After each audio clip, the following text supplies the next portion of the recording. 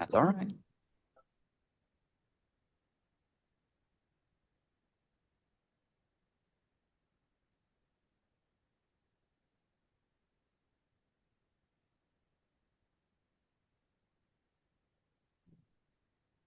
All right, it is 8:36. We'll call the meeting to order and to begin with a roll call. Richard Beck, Here. Stacy Dupree, I'm here. Michaela Owens, Here. Cody Homan, here. Tom Laws, Here. Alex Yan, here. Bob Callahan, Lindy Lindstrom, Clay Tucker, Michelle Barron, Here. Dan Lister, Deb Root, Here. Bree Brush, Deanna Dupuis, Here. Nina Schaefer, Here. Morgan Besaw, Here. Haley Hart, Caitlin Davison, Here. Andrew Glassbell, Here. Hannah Veal, Here. Lee Belt, Here. Troy Behunin, Marina Lundy, Here. Daryl Romine, Craig Bergman, Here. Caleb Hood, Present. Ryan McClure, Here. Jason Van Gilder, here. Crystal Craig, Clemente Salinas, Mark Stoyer, Rob Hartsock, Here. Matt Qualls, Here. Sean Nickel, Chelsea Johnson, Bud Corbus, Al Hoffer, Crystal Rogers, Joe McMullen, Alexa Reutman, Here. Zach Dietmeyer, Michael Toole, Here. Aaron Bogus, Present. Isaac Josephek, Here. Stephen Hunt, Here. Miranda Carson, Here. Curtis Lovelace, Here. and Cody Lund. All right, Madam Chair, we have quorum.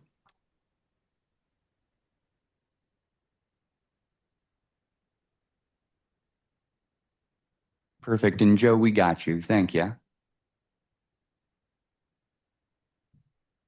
right, thank you. We'll move to item 2, open discussion and announcements. Are there any? Madam Chair. Go ahead. Just a few things I'm sort of noticing off the top of my head. One, as I'm sure many of you saw an email from Terry, if you guys don't mind just letting us know if you plan to attend the meeting, whether it's virtual or in person, an email stating that rather than just accepting the calendar invite is beneficial, and it keeps Terry from having to ask you, and it keeps me from sweating whether we're going to have quorum or not. So just wanted to share that. Also, if you're not going to attend, totally understandable. We all have a lot going on. Just please let us know as well. That would be a huge help. And then to anyone new to the group or just hasn't had to do it for a while, weirdly, I noticed we didn't have any alternates today, but if you are nominating an alternate, can't make it, want someone else in your stead, bylaws do state that that should be done 24 hours prior to the meeting. So just wanted to go through some basic little housekeeping things real quick. And then, Madam Chair, if you don't mind, I do have one more item. I totally missed it in my initial review, so my apologies to the group, but looking at the agenda, I see that the consent item is to approve the February 25th meeting minutes. Those were actually March was our last meeting, so I would make a motion that we update the agenda to change consent item 3A to the March RTAC meeting minutes, and I did verify those were the ones included in the packet. It was just a typo there on that front page. All right, we have a motion. Is there a second? There's a second. All in favor? Aye. Any opposed? All right, get that updated. Thank you.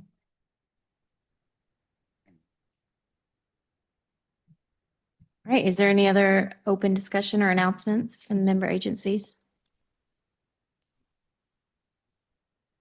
All right, thank you. With that, we'll move on to item 3A, approve March 25, 2026 RTAC meeting minutes. Is there any discussion or corrections?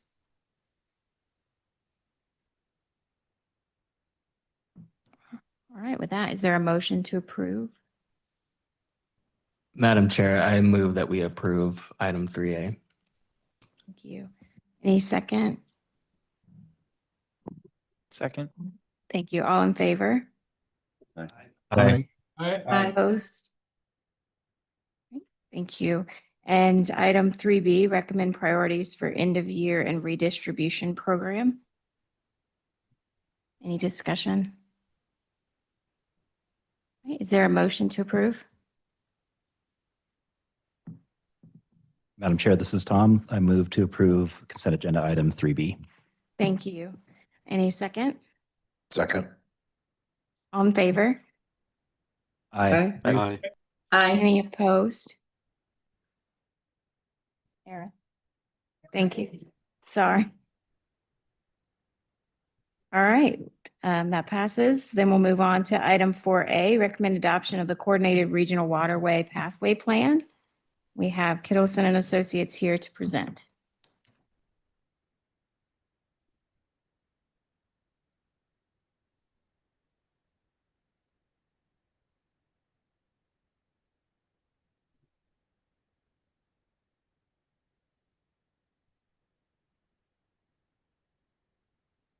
Good morning, Madam Chair and members of RTAC. I am Gus Luffelholtz, planner here at Compass, to brief you on the completion of the Coordinated Regional Waterway Pathway Plan. This project last came before RTAC in November 2025. So I am going to pass the presentation over to Brooke from Kittleson.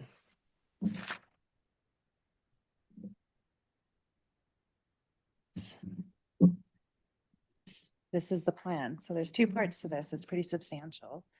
I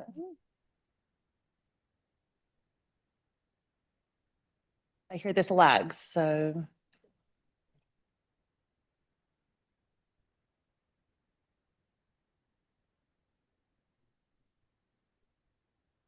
Okay.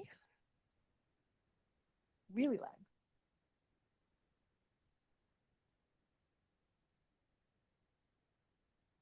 All right, fabulous. As Gus, thank you for the introduction. Before you, for the record, Brooke Green, I'm with Kittleson Associates.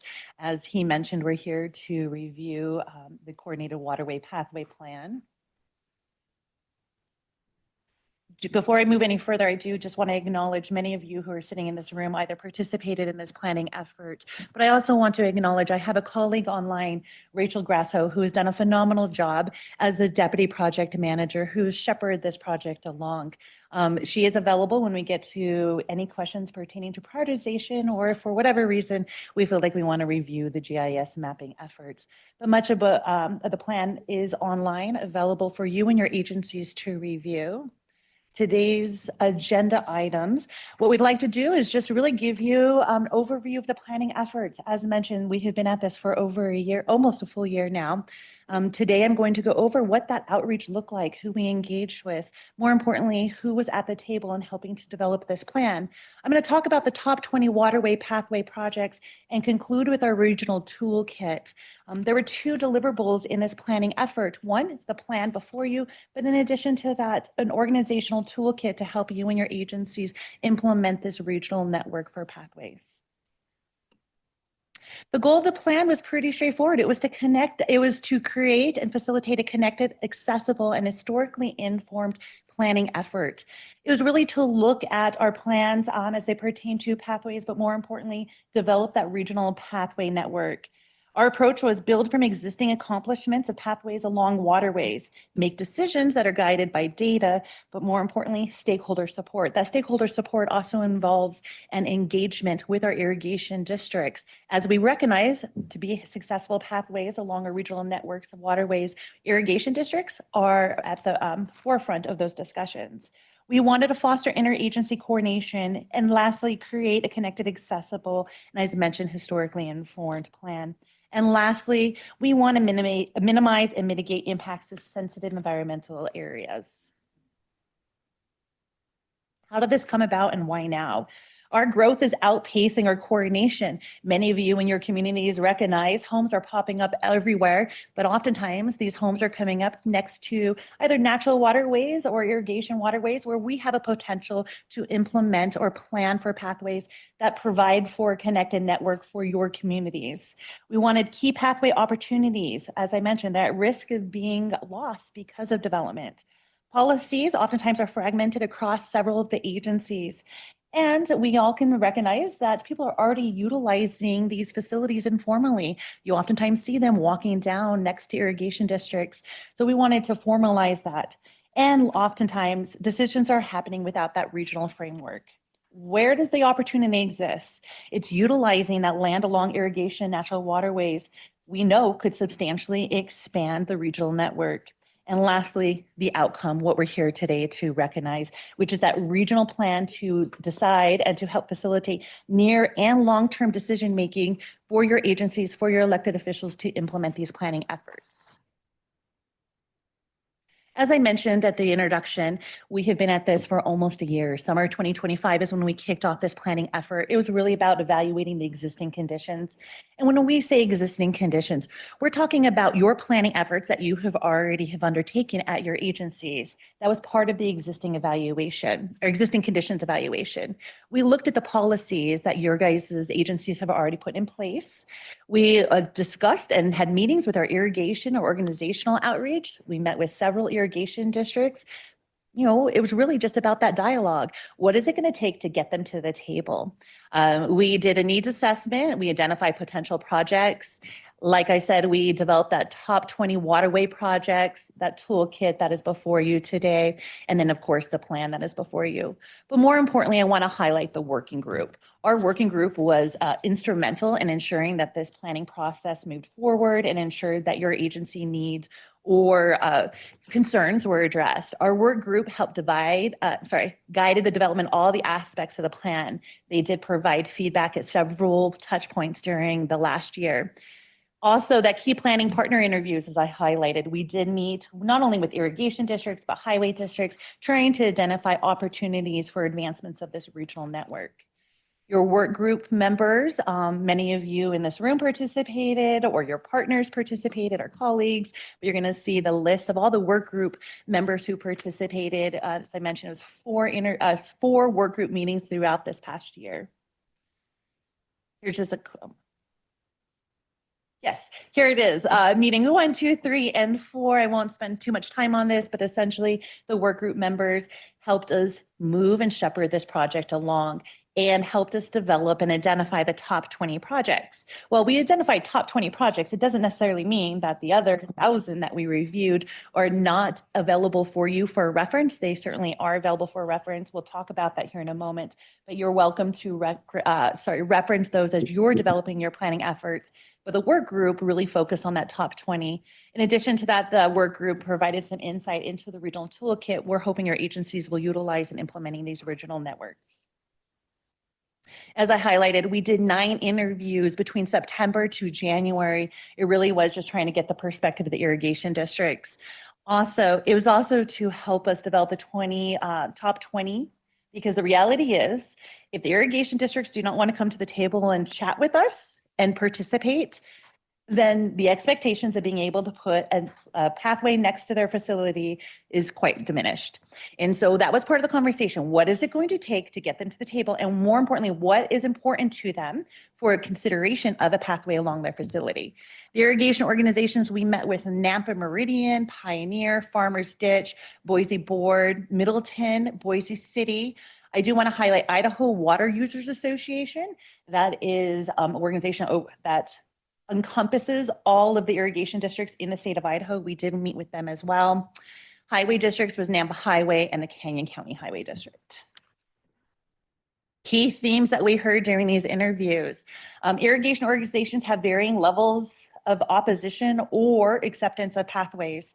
Either they may be open to it or some just flat out told us they didn't want to meet. Most waterways exist within statutory easements. Therefore, it's limiting actually their control of putting a pathway next to their facility. And then long-term partnerships are often required to implement these projects. A lot of them during the interview process actually came to the table and said, you know, we're now starting to discuss this. We're a little bit more open than we were in the past. And partly it's because they're seeing successful implementation of pathways along irrigation canals throughout Idaho. And so a lot of them are starting to come to the table and recognize, well, there actually may be some maintenance cost sharing that could happen, alleviate some of the costs associated with them doing business. So a lot of them were starting to veer towards the potential of a pathway. What this means for you and your agencies, early coordination, clear rules was essential. Master agreements help define responsibilities and expectations. And then lastly, communicate and education are needed for partners and the public. Oftentimes what we heard from them is the public is already using this space. We're not thrilled about it, especially when we have interactions with the public. Maybe there's some education campaigns that can take place to ensure that we can move some of these projects forward and get garner some larger support. Those key themes helped in our top 20 waterway pathway projects. As I said, let's set expectations up front. The 20 pathway projects that are moving forward are associated with irrigation districts that are eager or willing to have the discussion about implementing a pathway next to their facility. Our purpose and our process was to create a consistent and transparent approach to identifying what is feasible and go back to that setting expectations with your agencies in those discussions. As you can see here, this was the approach in which we took to get us to the top 20 projects. Waterway projects, pathway projects prioritization criteria. There were two components to this. You have irrigation waterways and then you have natural waterways. Much of the maximum possible scores was 14 for the irrigation waterways. For the natural waterways, it was 8. We had separate set of criteria that were developed and applied for both of those. Primarily, it's because of the willingness of either the irrigation districts to come to the table or other elements.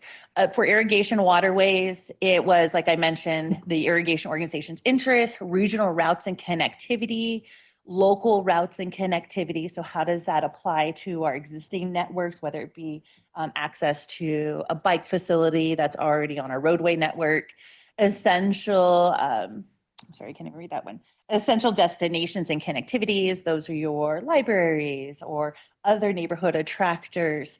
Unopened right-of-way, there's opportunities when it pertains to unopened right-of-way, especially, should that unopened right-of-way be, say, for instance, ACHE, and is there a pathway connectivity available there in a location that is already managed by one of your agencies?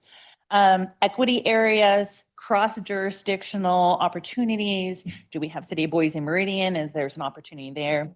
Supports previous planning efforts. Several of your agencies have already undertaken some planning efforts and jurisdictional priorities.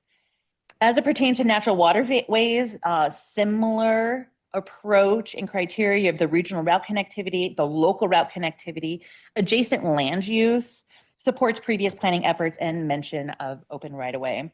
So you had 14 available for irrigation waterways and you had 9 for natural waterways. None of the proposed routes met the maximum points. And I also want to highlight, these were not apples to apples. So we didn't compare irrigation waterways to natural waterways.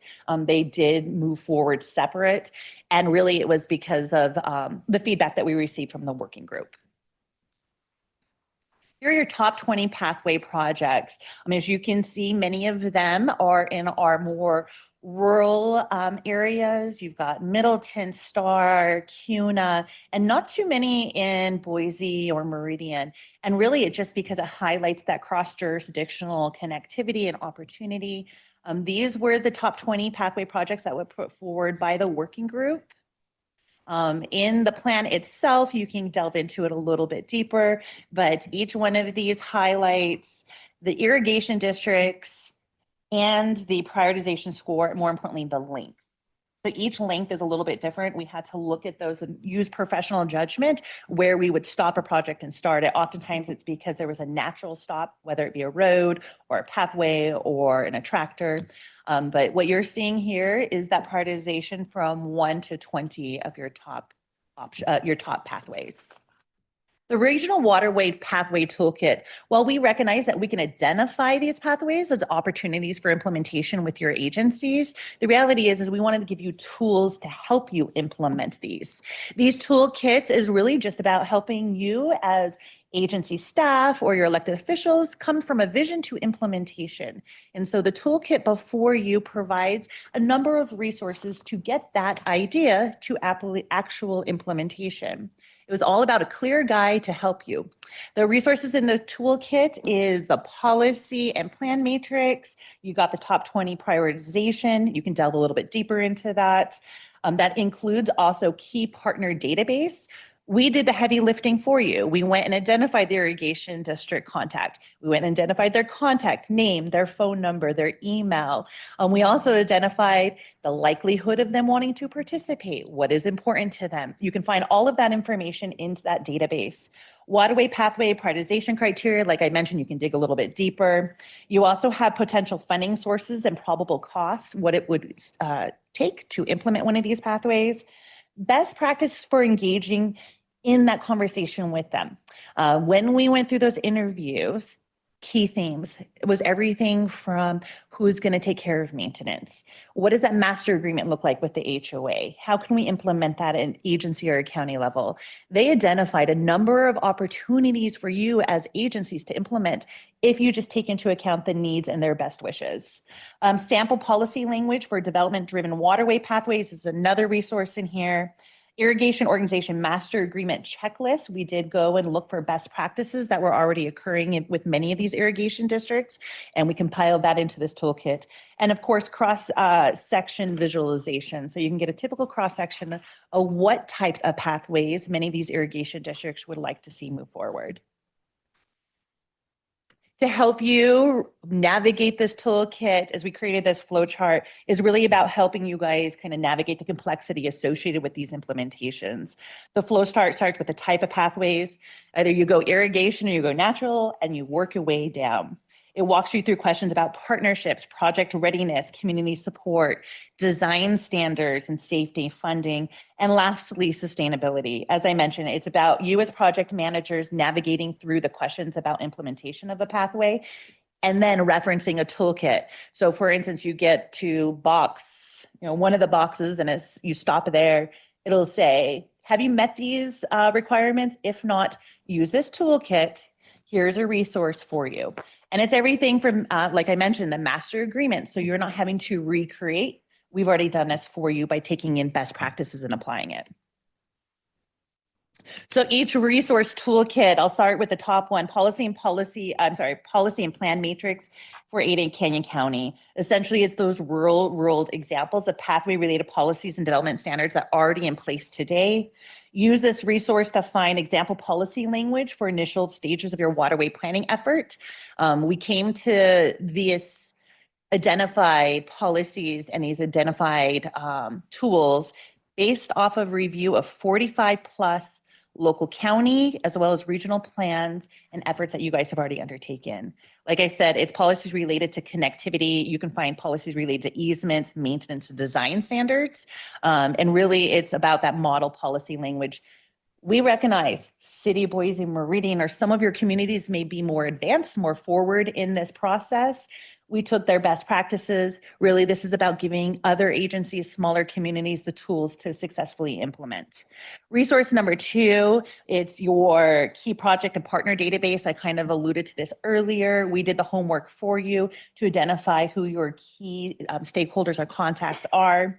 Resource number 3, it really is about just helping to understand the prioritization process that got us to this point, helping you understand the top 20 waterway pathway projects.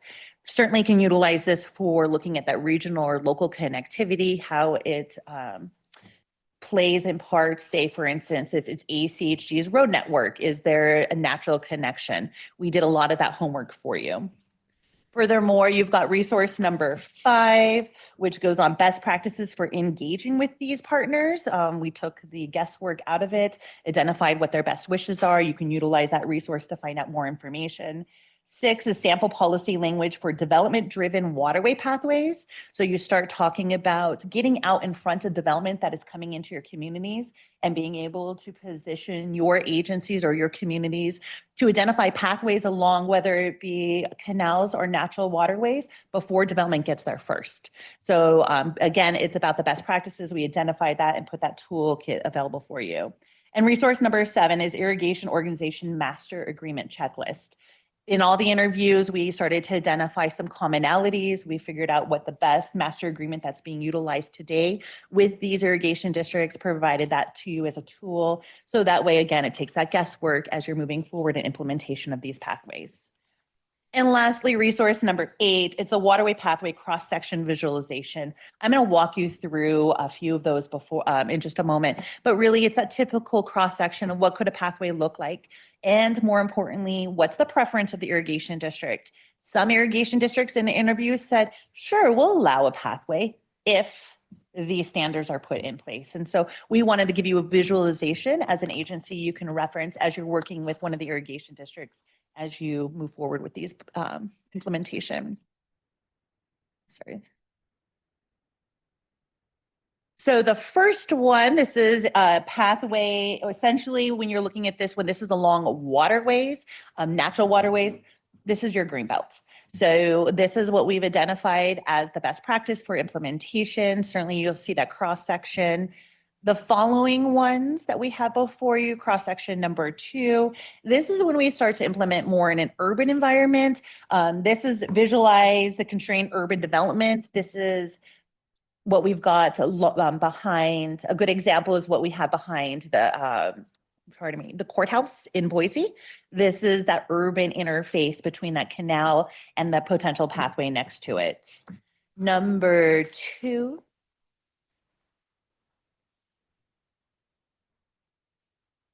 Okay, so number 2, this is your typical development-driven waterway. This is oftentimes what we heard is the preference from the irrigation districts. Sure, the irrigation districts would love for these pathways to move forward. However, they still want to be able to utilize the road next to the canals for maintenance. When we talked to the irrigation districts, many of them expressed concerns that if they had to share the space, say for instance, an asphalt pathway next to the irrigation canal, their concern was that machinery was going to tear up that asphalt pathway, when they had to close it down to be able to do maintenance. People who are utilizing that space get upset. Oftentimes they have to dredge those canals and pull out that sediment, and oftentimes they will put it next to the canal. A lot of folks who are utilizing that space certainly don't like the smell that comes out. This is all the stuff we were hearing during these interviews. And so when you're working through the discussions with these irrigation districts to put forward a project, this is in alignment with what we were hearing from many of them.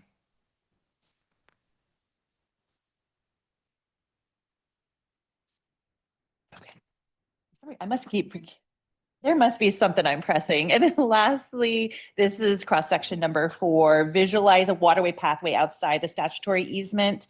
This is the maintenance roads on both sides, and then you've got the pathways.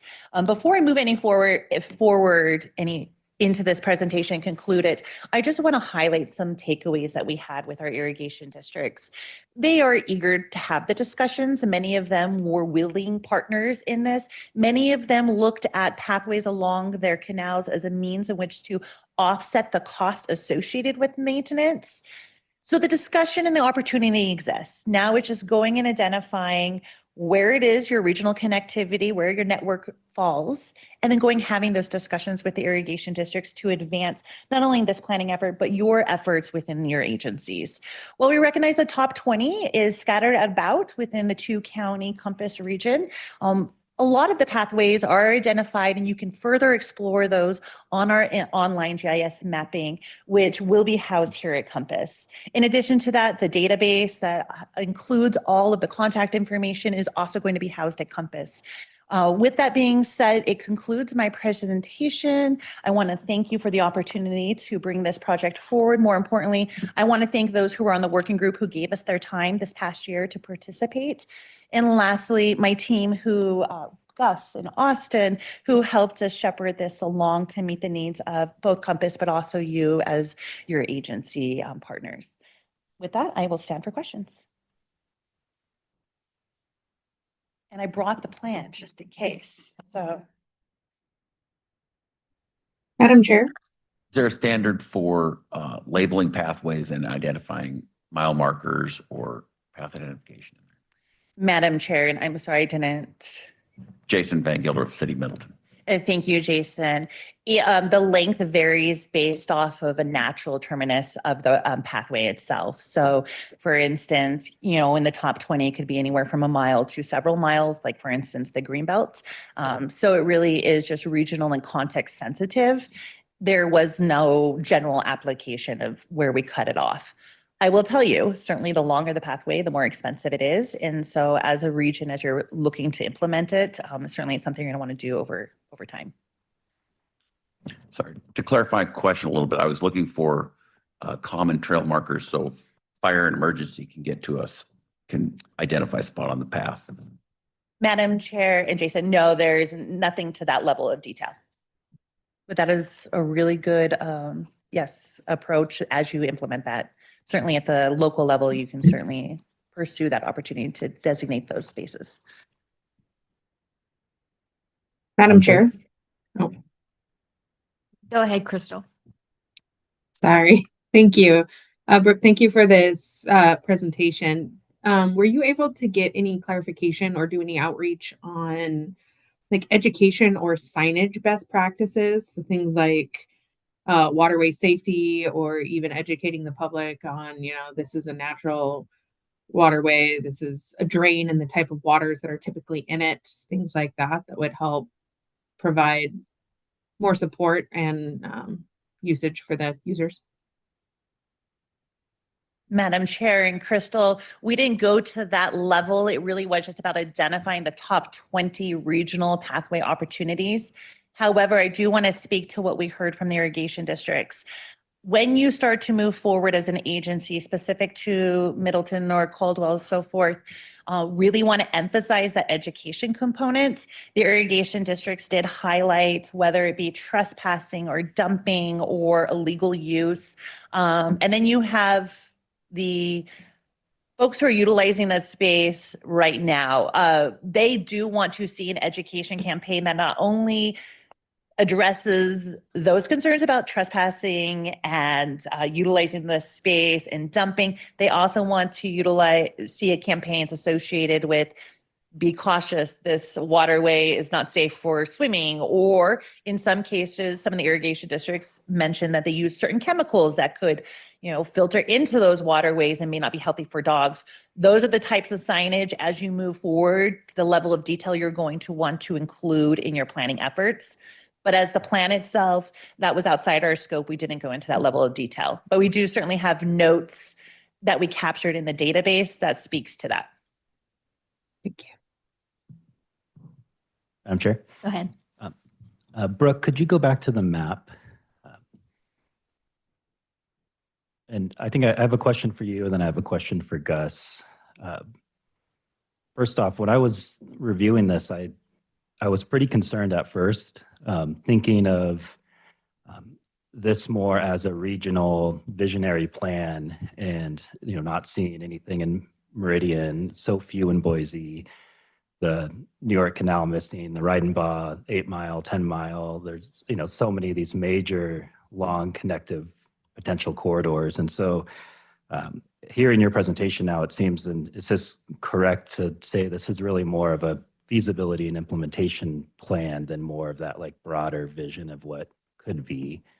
And then maybe second question for Gus is with that in mind, how does Compass plan to implement this? Will this be factored into scoring criteria in the future. And specifically in that, I'm thinking of, potential TAP funding. And if Meridian or Boise don't have that many projects here, is that going to hurt them in like the rankings down the road? Madam Chair and Tom, that's a good observation. So the top 20 waterway pathway projects were the ones that aligned with the criteria based from the working group. And so either irrigation's willingness to come to the table, but also that cross-jurisdictional partnership. So if it included more than one community, it increased the point scoring. So it made it to be more regional. There were, if you dig in a little bit deeper on the map itself, we did apply that criteria across all potential pathways along all canals in both Meridian and Boise. There are over 1,000. And so as an agency, you can certainly look to that to identify, like you said, along the Red and Ball Canal, along the New York Canal. But this is the criteria that the work group put forward as their top 20. Furthermore, feasibility implementation, absolutely. We wanted to be able to provide the tools to be able to move your efforts forward. City of Boise identified a couple really important pathways. We did go to the table and discuss those with them. We may have I think we identified one or two, but it really is just about eliminating that number to that top 20 and that regional connection. As it pertains to what this looks like moving forward for implementation and funding, I'm going to let Compass answer that question. Thanks. Thanks, Tom. Yeah, we are currently working on how to use the prioritized list of pathways in our prioritization process for scoring, both for grant projects and for the long-range plan. The way we're looking at it right now is the top 20 represents, the really low-hanging fruit, the ones that meet all our goals for this project. But when you look at it regionally, there's still over, 600 miles of pathways that could be developed. So we're kind of looking at it as if you have a pathway that could be developed, you're halfway there. Your top 20 project, you're ready to go, and you probably get a little bit more emphasis. Thank you. One follow-up, ACHD obviously doesn't have too much skin in this game, but I'm curious if any of those work group members could speak up, whether they were from Meridian or Boise or some of these other communities and their support of this.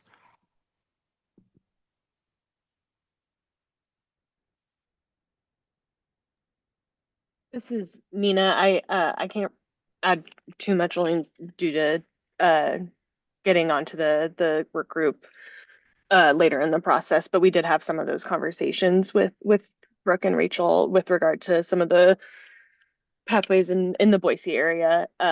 And I think based on what their criteria and that feasibility, we have an understanding of where those lay and how they impacted the pathways here in Boise.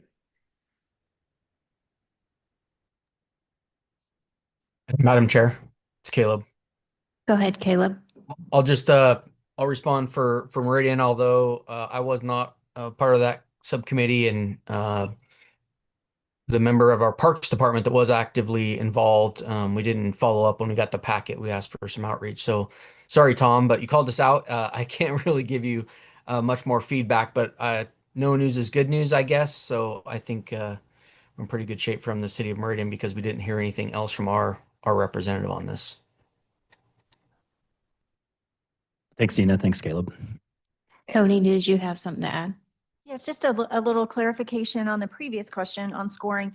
We do have a guidebook subcommittee a little bit later today, and that this is one of the discussion items. And what we have done in the past is if it's a project is listed, it would get top points, but it's stratified. And so any other project would still get points, maybe just not the full amount that would be available for that category. So yeah, I think that projects that are not specifically listed in that top 20 could still move forward. Those top 20 would be scored a little higher. Brian, did you have something to add? Yeah.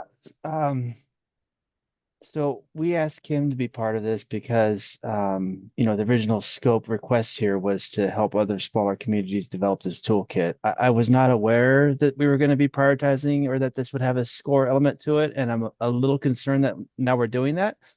I'm sorry to see this or participate more. I just didn't know that's what we were doing. So I do have some pretty significant concerns that we have pathway projects that likely impact a lot more people and they may not score as well simply because the group decided they weren't low hanging fruit. Certainly, we have a lot of pathway projects that could be done fairly easily. We have permissions, we just lack funding. And so to hear that that might not be prioritized as highly or scored as well is a little bit concerning. I love the toolkit. I love the project, but I'm concerned about the scoring. Go ahead, Deanna. Yeah, I think, and I want to we're engaged in this, City of Boise, but I do want to kind of agree with Brian. I think that the limitation of it only being top 20, calling it low hanging fruit, and then prioritizing that in terms of scoring for applications. I still feel uncomfortable about that. I've been confused on how that's going to be coordinated or implemented. So, I mean, I've been willing to be open to figuring out how this happens, but I still don't really understand, especially because urban pathways are much more challenging and need a lot more financial support. And so happy to see the ones that we have in Boise, where in our experience with Boise, if it is already a developed area, it's a lot harder to come in and build a pathway versus in undeveloped areas that are getting new development, requiring the pathway to be built is much easier and requires less funding. So for some of our more rural communities, this might be a way to amend their subdivision standards so that they could actually just get the pathway built instead of seeking federal funding or Compass funding to build those pathways.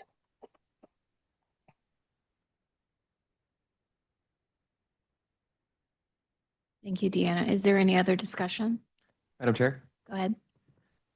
Brooke, I was just curious if there is or there will be the full matrix of how each of at least the top 20 were scored, just for context.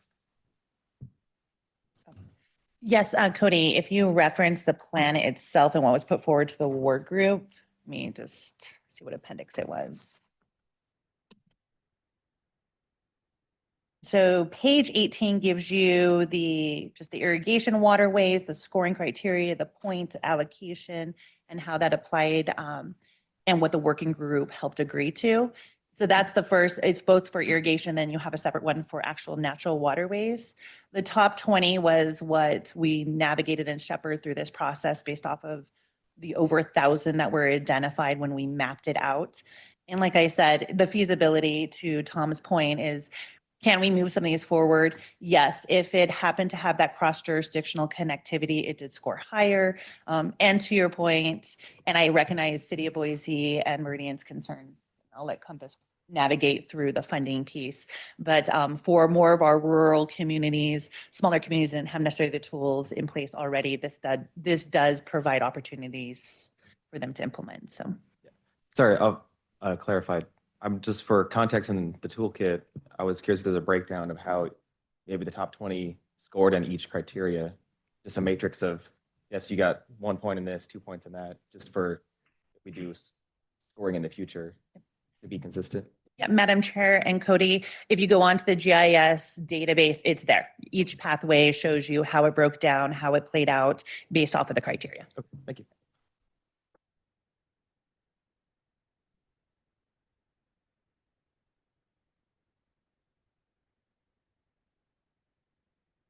All right. Is there any other discussion or questions for Brooke or Gus? Madam Chair, Go ahead. just had a quick question for companies that were engaged but were less receptive this time around. Does the plan or the toolkit reference those conversations? That's great. It's just in case re-engaging in the future, there's some historical context. Madam Chair, and yes, we did capture the notes based off of those conversations. And I'd like to say Alexis participated in many of those conversations with the irrigation districts. That did go back to the setting the expectations. If the irrigation districts were vehemently against it, some just said they wouldn't meet with us.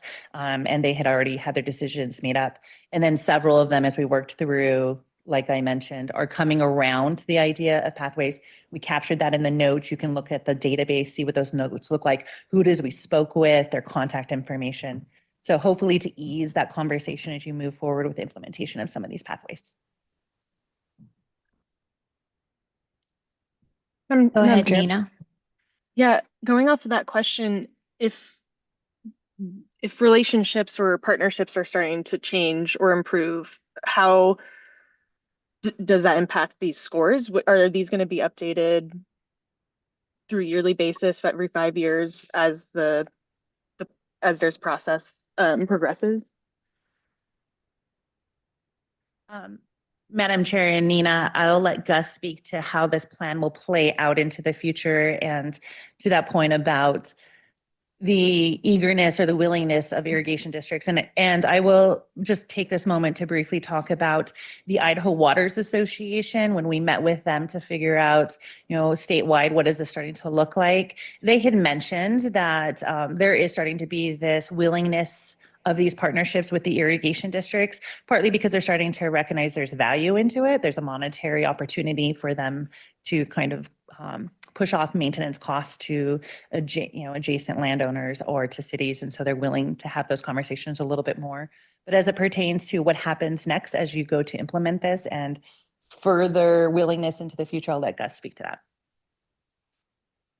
Yeah, so the discussions with the irrigation districts were really helpful. They have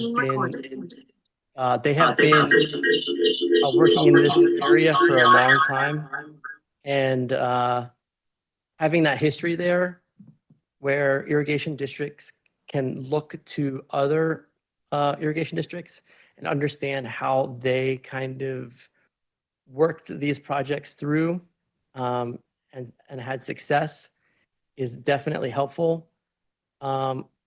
Whether or not we're going to re-engage with them, that's something that we're going to have to kind of discuss internally. But keeping those relationships fresh and kind of develop them further, I think is a benefit to the region. Thank you. I would add, there seems like there's a lot of concern regarding the way the top 20 high priority is kind of worded, in that the top 20 is really a top 20 feasibility rather than a priority amongst community members. We still open for discussion and conversation, but it may be something that we look at that wording in the plan before we move forward with a recommendation, it sounds like. Madam Chair and Committee, we're certainly open to that discussion at the guidance of you as member organizations, what your preference would be. We can certainly re-explore and make the edits at your request. Thank you. All right, is there any other discussion before we move for a recommendation?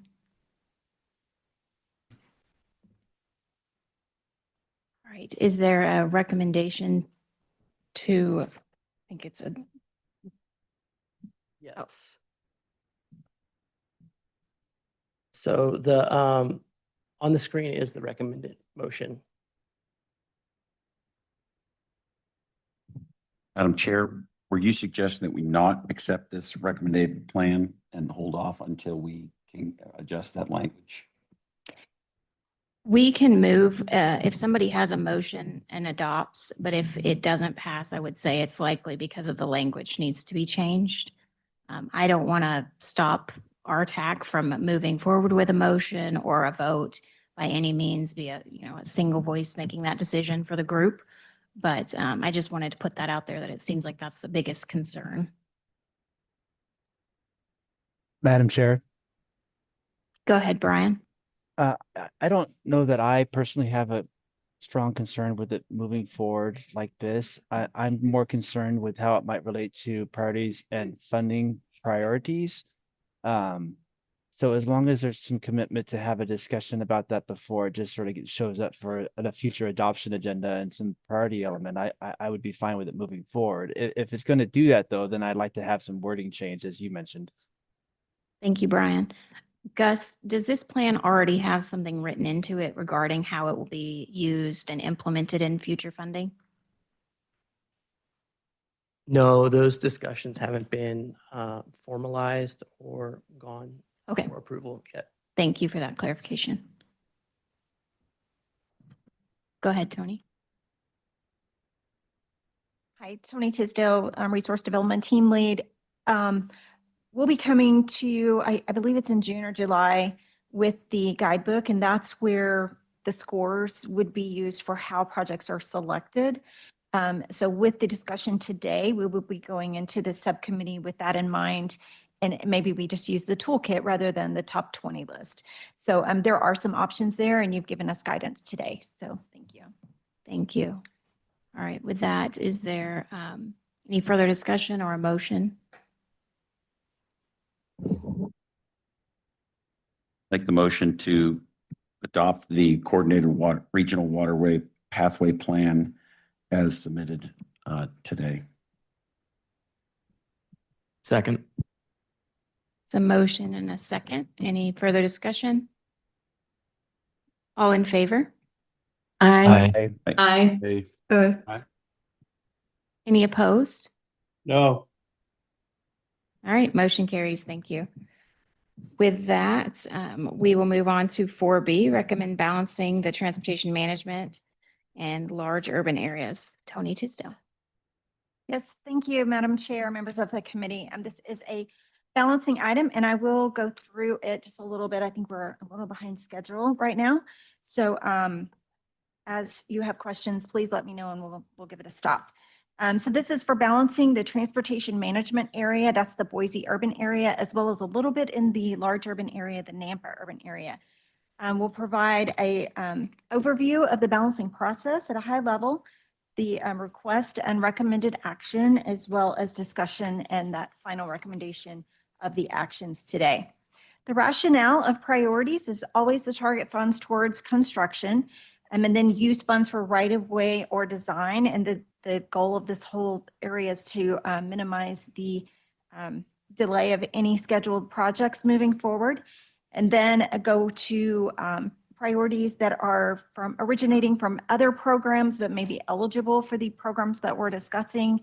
And then finally, and the last one is to add new projects. So in the balancing request, we had another ACHD had a really good final estimate on their project. Since we are so late in the fiscal year, we are moving forward with releasing the funds that are expected to be in excess. We have several requests for increases and also one request to add a new project or scope. So at a high level, I will go through these. As I talk about these projects, they may be listed multiple times on here based on if it's design or right away, it's a different priority. So as I go through, it may not match this list, but you can follow through with the name of the project.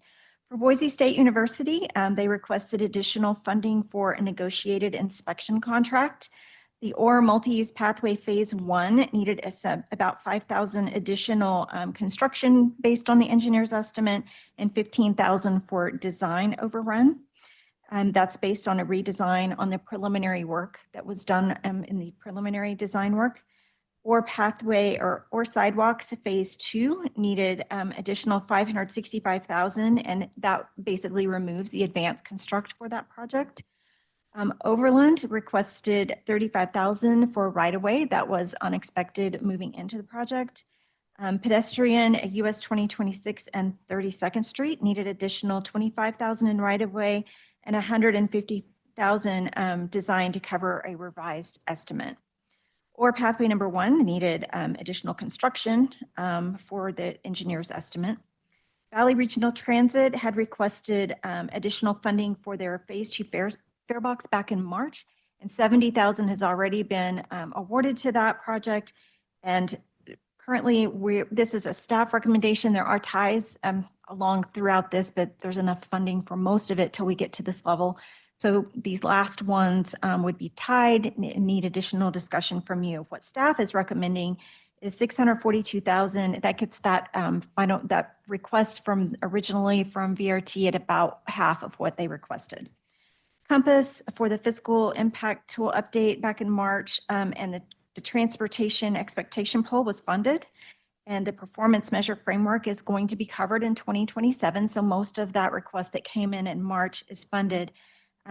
We recommend funding 200,000 because we expect some cost savings from the transportation expectation poll. So it's okay to move forward with a little bit less than requested. Fifth Street originally had 1.75 million back in March to get started on a design project for multiple construction phases for Fifth Street, which will be added in the update. 50,000 was originally funded back in March. The remainder is an advanced construct spread throughout multiple years in the update. It's recommended right now to fund 969,000, which takes the bulk of the last years of that advanced construction out of the mix, and that way ACHD would be paid back faster. Pedestrian crossing on 43rd Street would be added to the update. As the project is being added and design is moving a little bit forward, that was through the RAISE project. ACHD realized that there would be some right-of-way needed, which could cause some risk to this project. The construction is currently recommended in 2027. And so they wanted to get started on that right-of-way faster. And because of the risk of this project moving forward in 27, staff recommends funding that 100,000 for right-of-way. And then State Highway 55, ITD has requested to offset some of their advanced construct through the carbon reduction program, and staff is recommending 458,000 to move forward there. A caveat to note is that we got a call this morning from Idaho Transportation Department. These are recommended for 2027 in the carbon program. ITD is wanting to advance those funds to be obligated in 2026. I'm currently working with City of Nampa to see if that's possible for those construction projects to obligate late this fiscal year. So it's possible that may move from 27 to 26, but with your recommendation today, that would allow that to continue to move forward. So I'll stop for any questions and additional discussion, and we'll bring in the agencies to help answer some of these questions if needed. Madam Chair. Go ahead, Crystal. Crystal Craig, City of Nampa, just to give some clarity for the Nampa projects. And I saw Tony's email about the 27 funds. For our request for 27, we are planning to have PS&E at the end of June. So we should be able to meet the design requirements. We likely won't have right-of-way completely procured, so it would be a conditional right-of-way cert situation if that was approved. But wanted to give some context that we should be able to meet those deadlines. Thank you, Crystal. Perfect. Sorry about that late notice, Crystal. I'm excited for it. Yeah, and like I said, especially the last ones on the list, they're in blue or tied. So that is based on what I know about these projects moving forward and staff's recommendation, but that's definitely up for discussion and changes. Madam Chair, Go ahead. I guess I'd like to know a little bit more from Stephen about what they can do with 642,000 in fare box replacements. Madam Chair, the fare box replacement project is, I guess, just to understand your question a little bit more, like, does 642,000 help with that project? Are you able to make some significant progress on that? Or are you asking what are we doing with fare boxes in general? Probably a little bit of both. Like, I assume they're probably tap to pay, but you had 70,000 earlier in the year, and this is a big jump. It'll get you halfway there, but is VRT ready to accept the funds and implement? Yeah. So the fare box, just to provide a little bit of context as to what they are doing, we currently have fare boxes on all of our vehicles that are no longer supported by GenFare, our provider there, and they don't do things like credit card or mobile payment isn't integrated into the fare box, which creates just more friction. And we need to upgrade those because we're running out of parts to maintain the old fare boxes. So those that's the need for the upgrade in fare boxes in general. There's systems that are needed for all of the fare boxes to work together, and then the fare boxes themselves are on each of the vehicles. So it makes it really easily scalable in terms of you don't need all of it at once to make some progress on beginning to fill some of those buses with new fare boxes. So that's how we're able to move forward even with partial payment on those projects. And so we worked with Compass and want to thank Tony for her diligence on getting information from us on this project and what elements or what sections are useful to us. And so some of those early requests helped us get the foundation laid, like that 70,000 we were talking about earlier, versus now we're working on getting each of the fare boxes in the buses.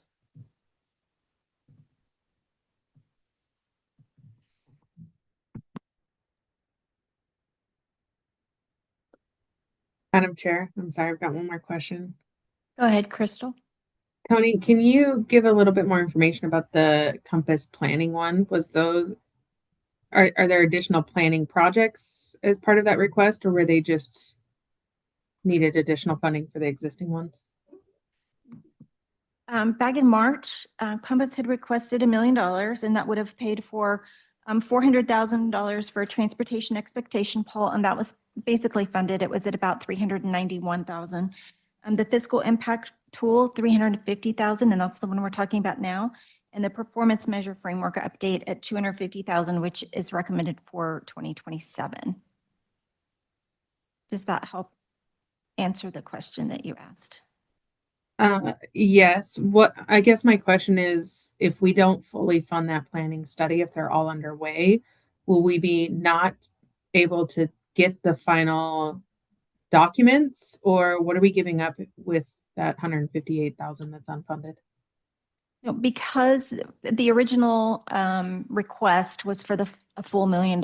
We know at this point that the transportation expectation poll will be coming in a little bit less than what we asked for. And so but we wouldn't be giving up anything by partially funding this request. Thank you.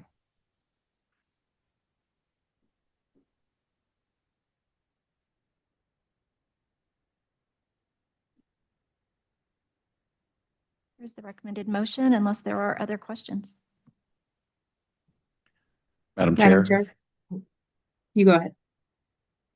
Go ahead, Crystal. I was going to make a motion. I can second it. I'll make the motion to accept the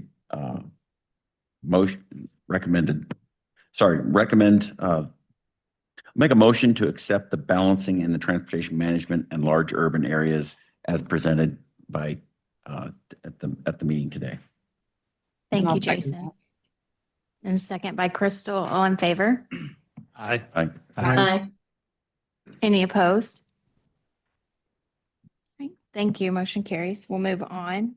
Madam Chair, could I have a Oh, quick discussion item though? Sorry, go ahead. I would just like to add that ACHD, we did kind of chat internally since this was funding that came from one of our cost savings, whether or not we should push to have it fully fund our Fifth Street project. But in the interest of wanting to be good regional partners, felt important to fund some of VRT and Boise State as well. So hopefully when we come back in the future trying to make the Fifth Street project whole, that will be remembered. Thank you, Tom.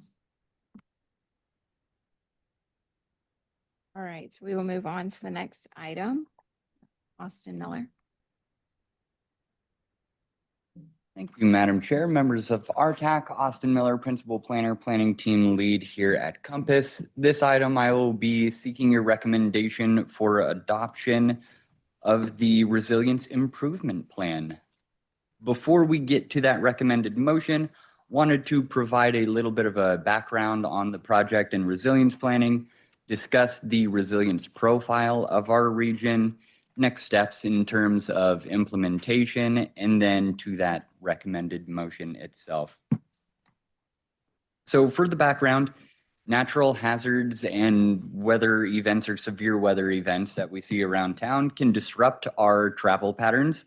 So naturally, a component of transportation planning is just making sure that the system can anticipate withstand, and then be able to recover quickly from any of these disruptions that we may face.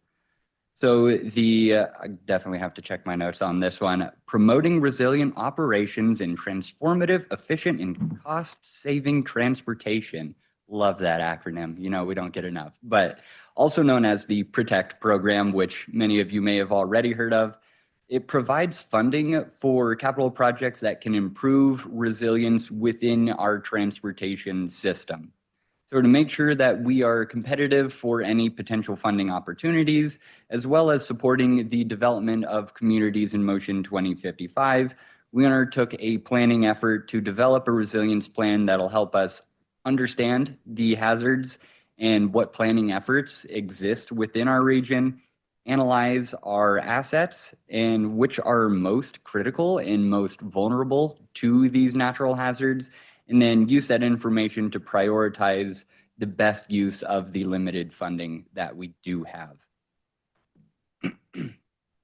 So with that said, I want to be clear about what this project is and what it isn't. Through our meetings with our work group, with you all as RTAC, and then even some of the comments we had received from the Compass board back in the fall, it was clear that there are other planning needs in relation to resilience for our region that just happen to go beyond the scope of this plan. So I wanted to point out that we did hear that. Honestly, I think there were a lot of really good ideas that we can talk as a group about if we want to pursue further. Some of those were the needs for operational improvements. So say we have a large snow event, many of you here we're here for Snowmageddon. How do we go about prioritizing clearing critical routes, and what is our game plan in events like that? We also heard some things about disaster planning. So we had talked about what are detour routes, where would an appropriate shelter placement be that would allow refuge and still provide access to it in cases of things like dam failure.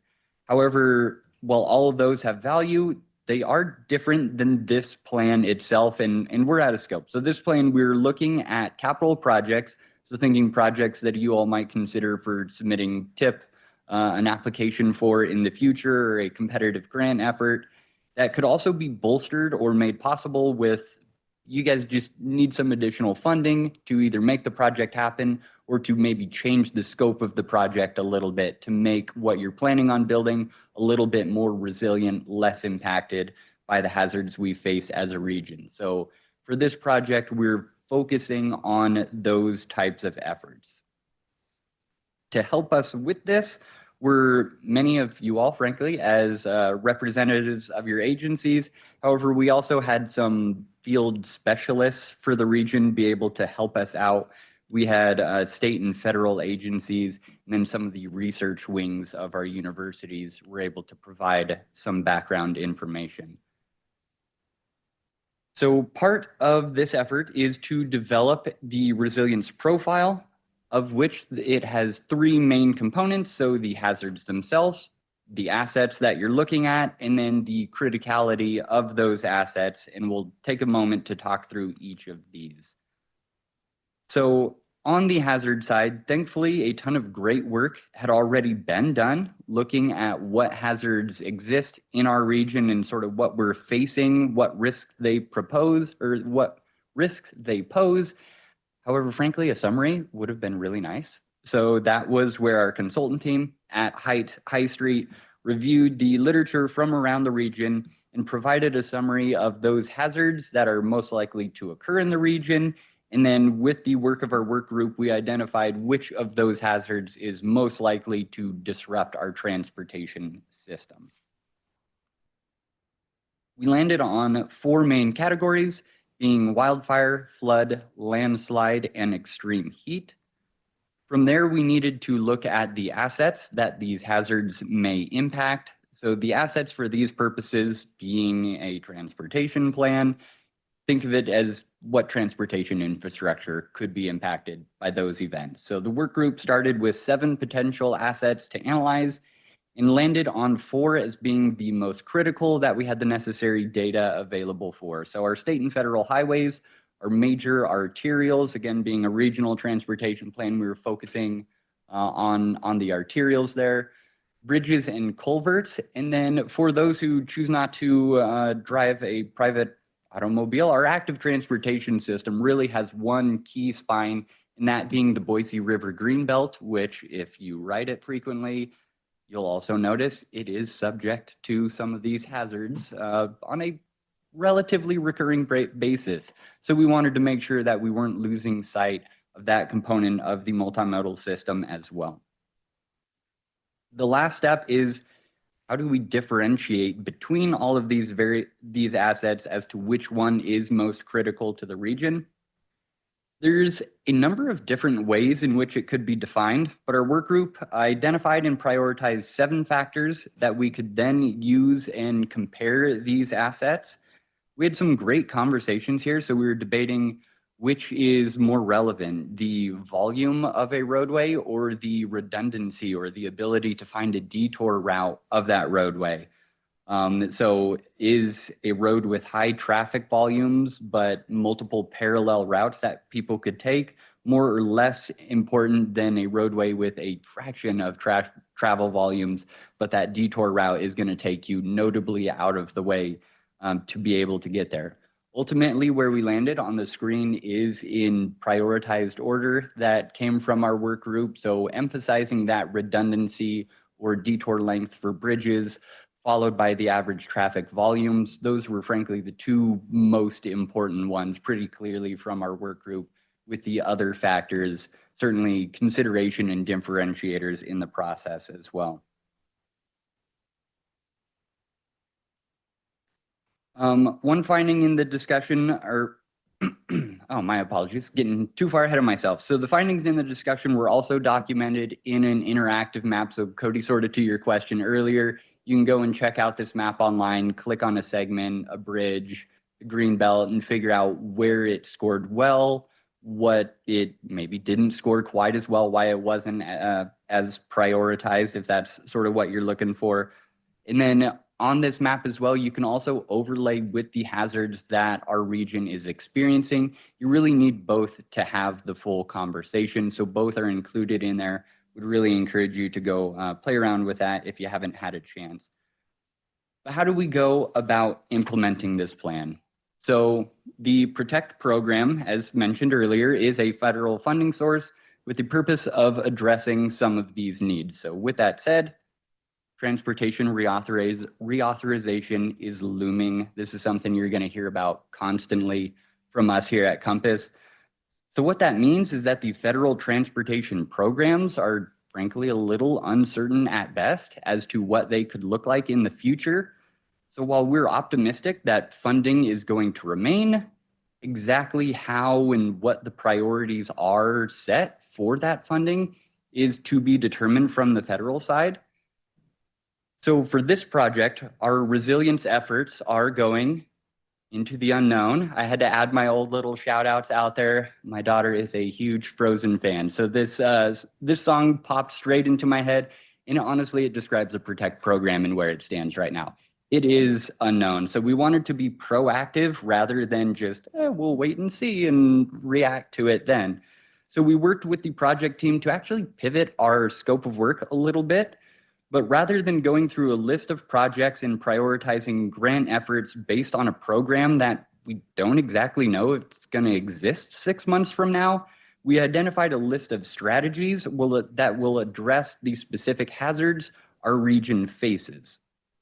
So the thought is that regardless of what becomes of the PROTECT program itself, the efforts to mitigate the impacts of fires and floods to our region and our ability to document how and what we are doing to support lessening those impacts on our transportation system are provided. Additionally, while not explicitly in the plan, another benefit of going this direction is that we do have 2 new member agencies, Boise and Elmore counties, who could pursue grant opportunities that align with our resilience improvement strategies, even if they happen to fall outside of our MPO boundaries. So in events like the Pasadena fire or the Wapiti fire from a few years ago, minimizing some of the impacts that they see from those, or the rock slide events that happen in those counties, all of these resilience efforts that they could pursue are outlined and consistent with the strategies outlined within this plan.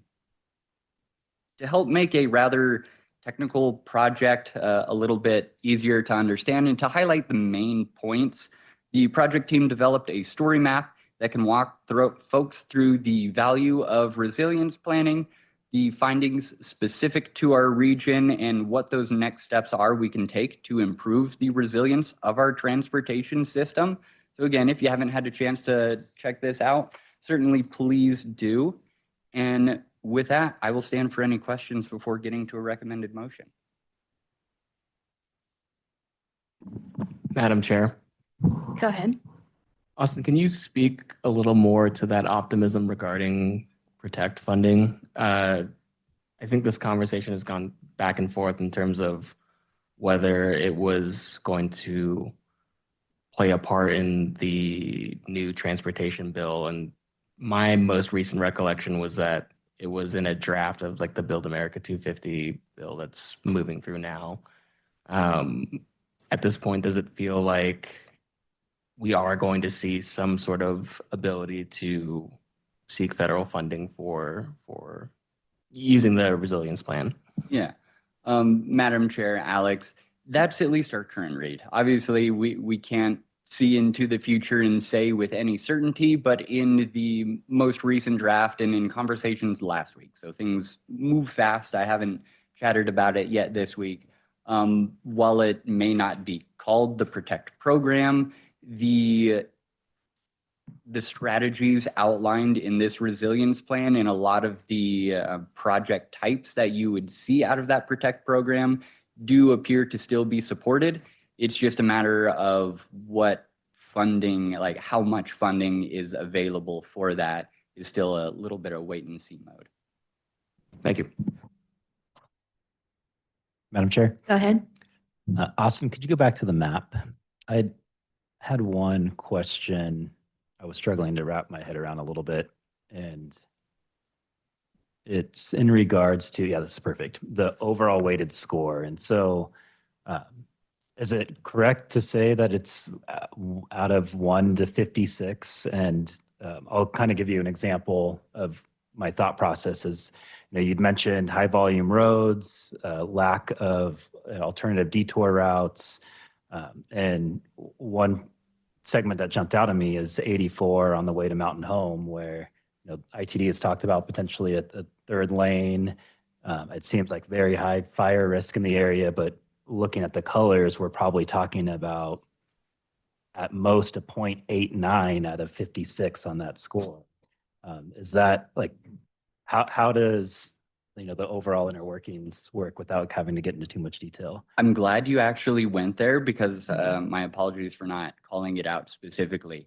I-84 is such a unique beast that when we were trying to compare traffic volumes to each other, I-84 just completely blew our scale up. So I-84 would get 1 point and everything else would basically get no points because it was so many orders of magnitude more than even our arterial roadways. So then it was really hard to differentiate between the arterials as to which one is most valuable. So we worked with our consultant team to actually sort of cap off I-84 and reduce that down a little bit just to make the rest of the scale differentiate amongst all of our arterials. So that is an important piece of context. My apologies for not pointing that out. But yes, I-84 is very clearly the most significant roadway corridor in the valley. Don't want to give the false impression that it's less important than that and that it's not subject to some of these resilience efforts. So the map is just a little bit mistelling on that one specific corridor due to its volumes being so high.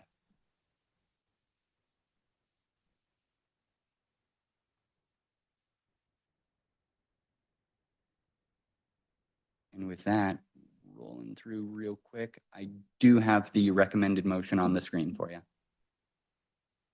Madam Chair. Madam Chair has stepped out for just a moment, but asked the Vice Chair to cover while she's out. So this is Jason. Sir Vice Chair.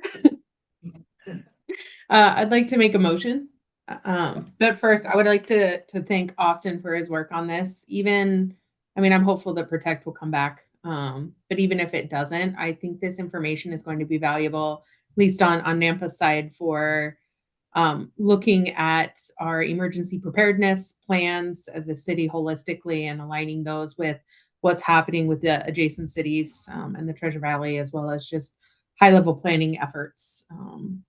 I think it shapes a broader conversation as well. But it's going to be great information if and when Protect comes back. So thank you, Austin.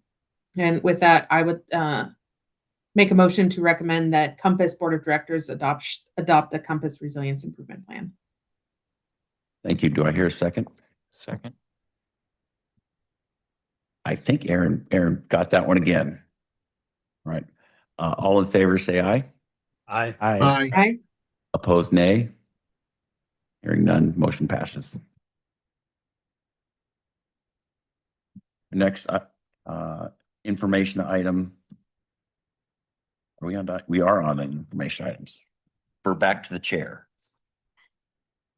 All right. Item 5A, Hunter Mulhall. Madam Chair, members of RTAC, thank you for having me this afternoon. I'm going to do a quick introduction, then turn it over to Nick Foster with Kittleson and Associates to talk a little bit about the Safe Pedestrian Intersection Prioritization for Enhanced Safety Plan. That's the last time I'm going to say that. Just call it SPEARS.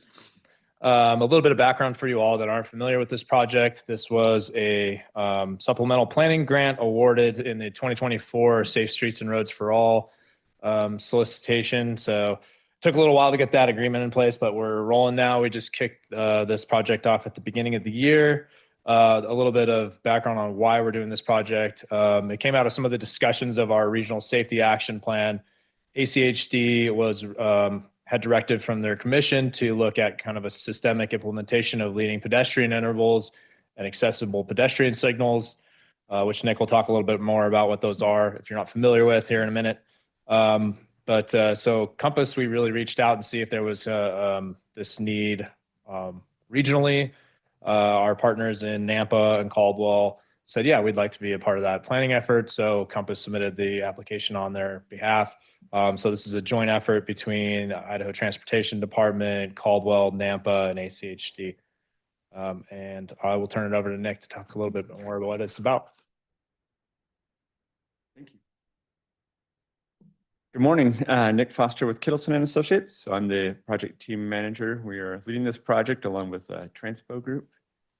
And yeah, we'll give you all just a little more background on the purpose of this project, walk you through our schedule, where we're going, and talk a little bit about what we've done so far and where we're going next. So the primary purpose of this project is to improve pedestrian safety at signalized intersections. So that's why the list of jurisdictions participating is not necessarily every single member agency, as Hunter said in his introduction here. We are looking at a few different, several different treatments. As Hunter mentioned, paramount is leading pedestrian intervals and accessible pedestrian signals, LPI and APS. So if you're not familiar, a leading pedestrian interval is when the walk sign comes up, but the parallel traffic lights stay red, generally speaking. So if you've been in downtown Boise, you may have seen them before, and Nampa has them in some places already as well. And so what they do is they give the person, 3 to 7 seconds to walk out into the intersection in the crosswalk and establish themselves before you'd have right turning or, in like a one-way street situation, left turning traffic across the crosswalk. So, improves visibility, improves driver yielding. And then accessible pedestrian signals, again, you've seen those likely on any newer signal installations or in places where agencies have retrofitted their signals. So that's where you have the, you have tactile as well as audio indicators helping to guide visually impaired pedestrians to, the push button. And then you push the button, it says wait, and then it, gives you another indication when it has gone green. APS is particularly important to install with a leading pedestrian interval because if you are a visually impaired person, One of the cues you might use to know when it's safe to cross the street is you hear, that parallel motor vehicle traffic going. Well, with an LPI, your walk sign is up and you have no idea because no traffic's going. So the APS tells you, you can cross now even though you don't hear the traffic. So best practice is to put the two together. We're not just limited just to these treatments. We'll be looking at a number of other treatments, both lower cost as well as more intensive capital projects. Just a preview of where we're going, we are trying to identify near-term projects that could be implemented in the next few years. So while our initial prioritization that I'll talk about here in a minute doesn't consider implementation factors, the final set of projects will. So we kicked this thing off back in the winter. Went through a pretty extensive data collection combination effort. We've been doing a regional safety focused prioritization. So again, not taking into account so much the implementation considerations, but just from a pedestrian safety perspective, where should we be looking first?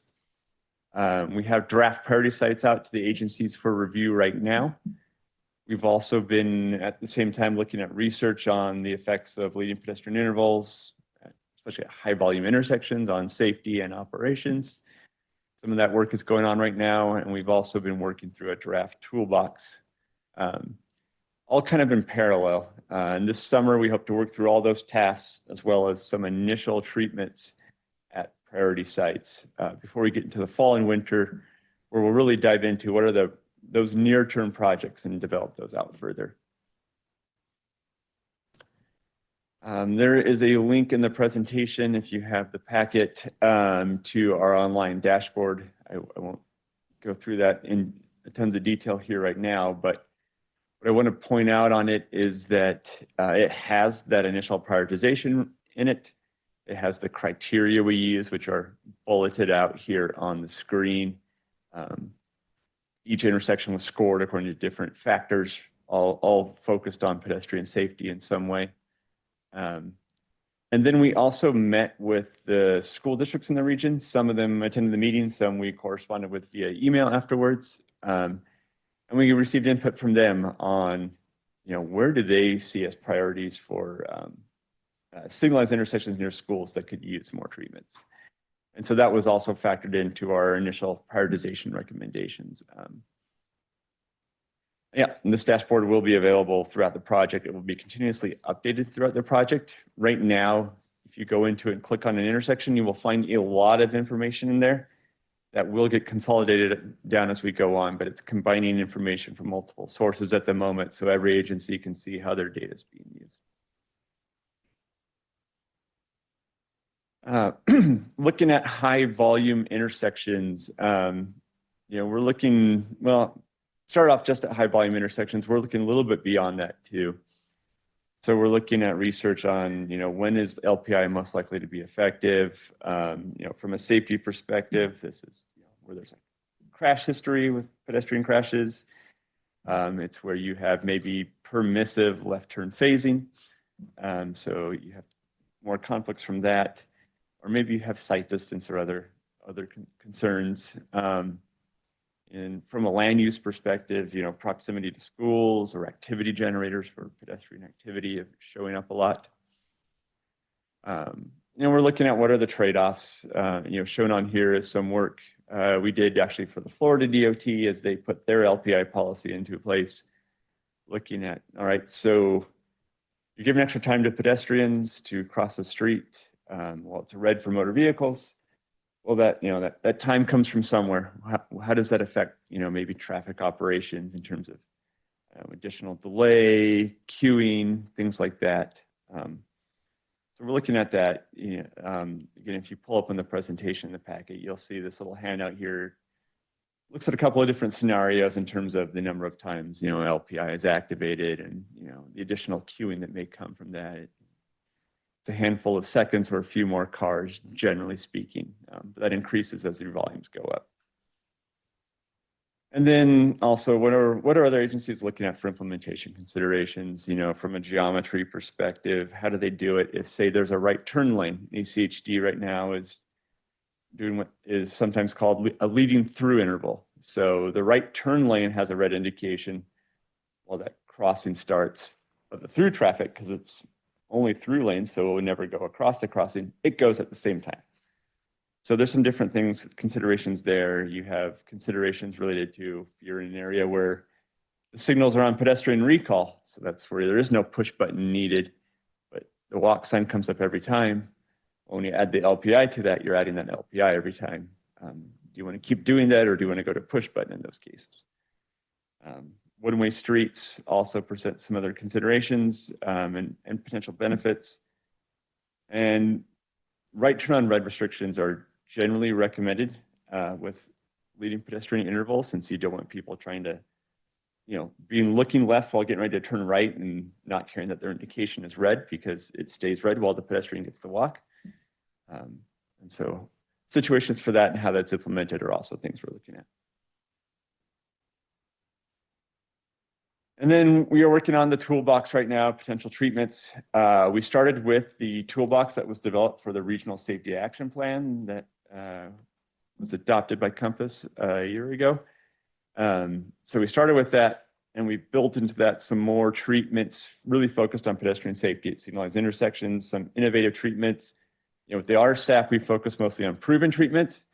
This, we're getting into maybe some more innovative ones, or ones that haven't maybe researched as well to know an exact safety effect yet, but see the trend or the logic behind it. So a more wide range toolbox, adding in these treatments. We're adding more information to this toolbox now too, on the implementation consideration side too, from what was in the RSAP toolbox.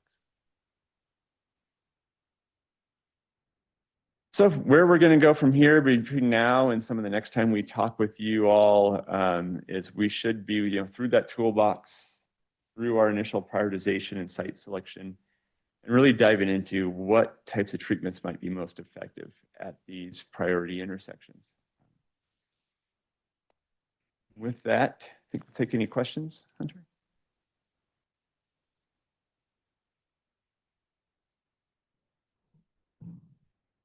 We have no motion for you. So. Just information. Are there any questions for me? I have a question, Madam Chair. Thank you for the presentation. Because priority has been a buzzword this afternoon, could you maybe, or morning, not afternoon, I don't know what time it is. Could you tell us a little bit more about how you're looking at prioritizing that, so that maybe we can have the discussion beforehand?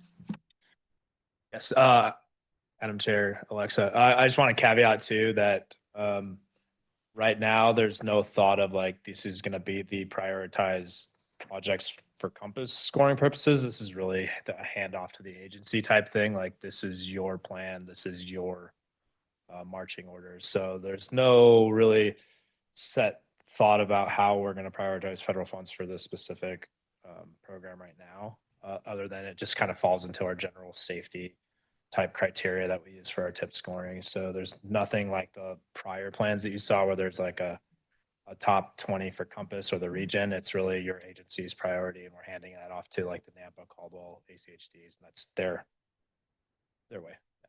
So, but Nick can talk a little bit more about the criteria that we used and how we went through that. Yeah, good context, Hunter. Yeah, so the safety of focus prioritization, the criteria are here on the screen right here. So we are looking at pedestrian activity as it's coming from big data sources, using some localized data where possible to ground truth some of that or correct it. We are then looking at like the types of users potentially walking through it. So school areas, we're putting an emphasis on proximity to schools and their walk sheds. So we work with the school districts to refine those too, to make sure we're not just capturing just generically 1.5 miles from every school, but what are the areas that are actually in the walking zones to the schools. So pedestrian activity, type of pedestrian, all scoring criteria. Crash history or risk factors wise, we're looking at crash data. If there have been pedestrian crashes at the intersection, is the area on the high injury network from the Regional Safety Action Plan. And then on the risk factor side for crashes, we're looking at the signal phasing. Is there permissive left turns at the intersection? Is there, or is it protected permissive, or is it fully protected? Then we're looking at the intersection geometry itself. We're looking at right turn lanes, and sometimes as a proxy for right turning volume, but also because you can do different treatments when you have a right turn lane. We're looking at whether or not the intersection is skewed, and you might have a sight distance concern, or you have a 5-legged intersection, and it's also potentially a confusing intersection, a lot more to navigate. So all those factors have gone into that, along with school district's input, and now that's out to the agencies for their review and refinement on what will actually move forward. We're looking to take forward about 15 to 20% of all the signals into the next phase. Thank you. Just a quick follow-up, Madam Chair. With the high injury network around Boise State, we don't have a lot there. And so I'm just kind of curious about that reactive to proactive too, and how is the pedestrian activity kind of counter that, like being more proactive in those areas? Because we kind of had that problem with our SS4A, where University Drive is not on the high injury network, but we anticipate with the growth with Boise State, we want to mitigate those concerns before they happen, or as they're kind of happening right now. So just kind of curious about how that kind of balances out with that high injury network. Yeah, great question, Madam Chair Alexa. The crash data criteria is probably the only criteria that is purely reactive there. The HIN is also reactive, but also there are some risk factor elements to it too. So it is a little proactive too. But then the signal phasing, your pedestrian activity, your school area presence, those are all, and intersection geometry, those are all on the proactive side. So this analysis does tend to skew towards the proactive side. Crash data is given, I think, the same number of points as pedestrian activity, as school walk shed, as signal phasing, as I think even as right turn lanes. So, yeah. Thank you. I think it's 3 out of a possible 15. Is there any other discussion or questions? Thank you. Thank you. We will move on to item 5B, the Communities in Motion 2055 with Austin Miller.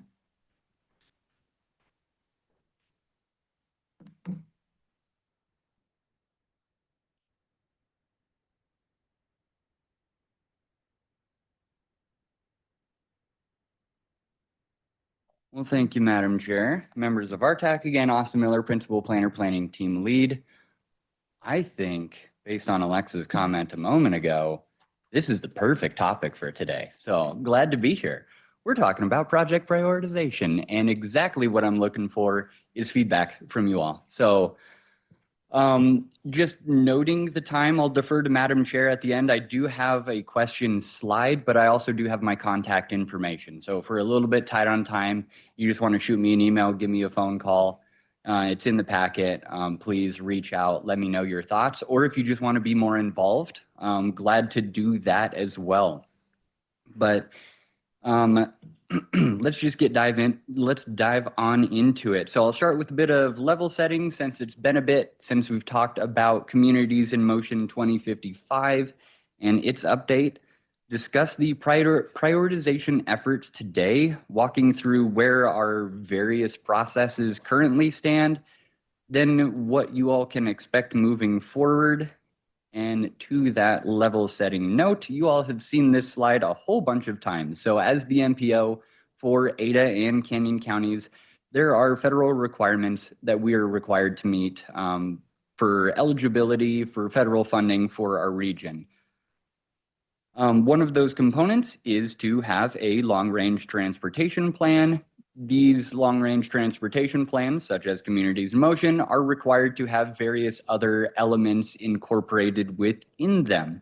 I think that's very important to note, as these are all good performance-based planning process and practices However, honestly, for today's conversation, we're not talking about federal requirements. We're talking about what we see as valuable to our region and how can we get that incorporated into the plan as well to make sure we're doing our best to support our region as we grow. So Communities in Motion, as I just mentioned, is the next iteration of the region's long-range transportation plan. The Compass Board of Directors set the foundation forecast in December 2024. This time last year, we were sharing with you all some of the feedback that we had received from our Move What Matters survey. I'll remind you a little bit more on that here momentarily. But now what we're trying to do is determine what transportation infrastructure within our region should be prioritized. So in Communities in Motion 2055, we have a whole host and a wide array of different projects. So we're going to be looking at the multimodal transportation system, really from that regional perspective.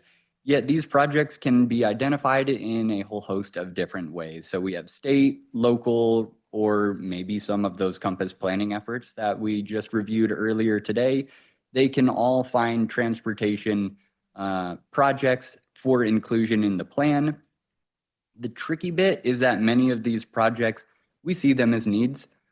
We don't expect to necessarily have the funding to be able to pay to make them happen. So that's where we want to provide you all and the decision makers a data-informed process really from that regional perspective as we're going through and making these decisions about which of these transportation projects to fund with the limited resources that we have. So essentially a way to measure how we can be the most prudent with our resources. And to do that, we got to develop priorities.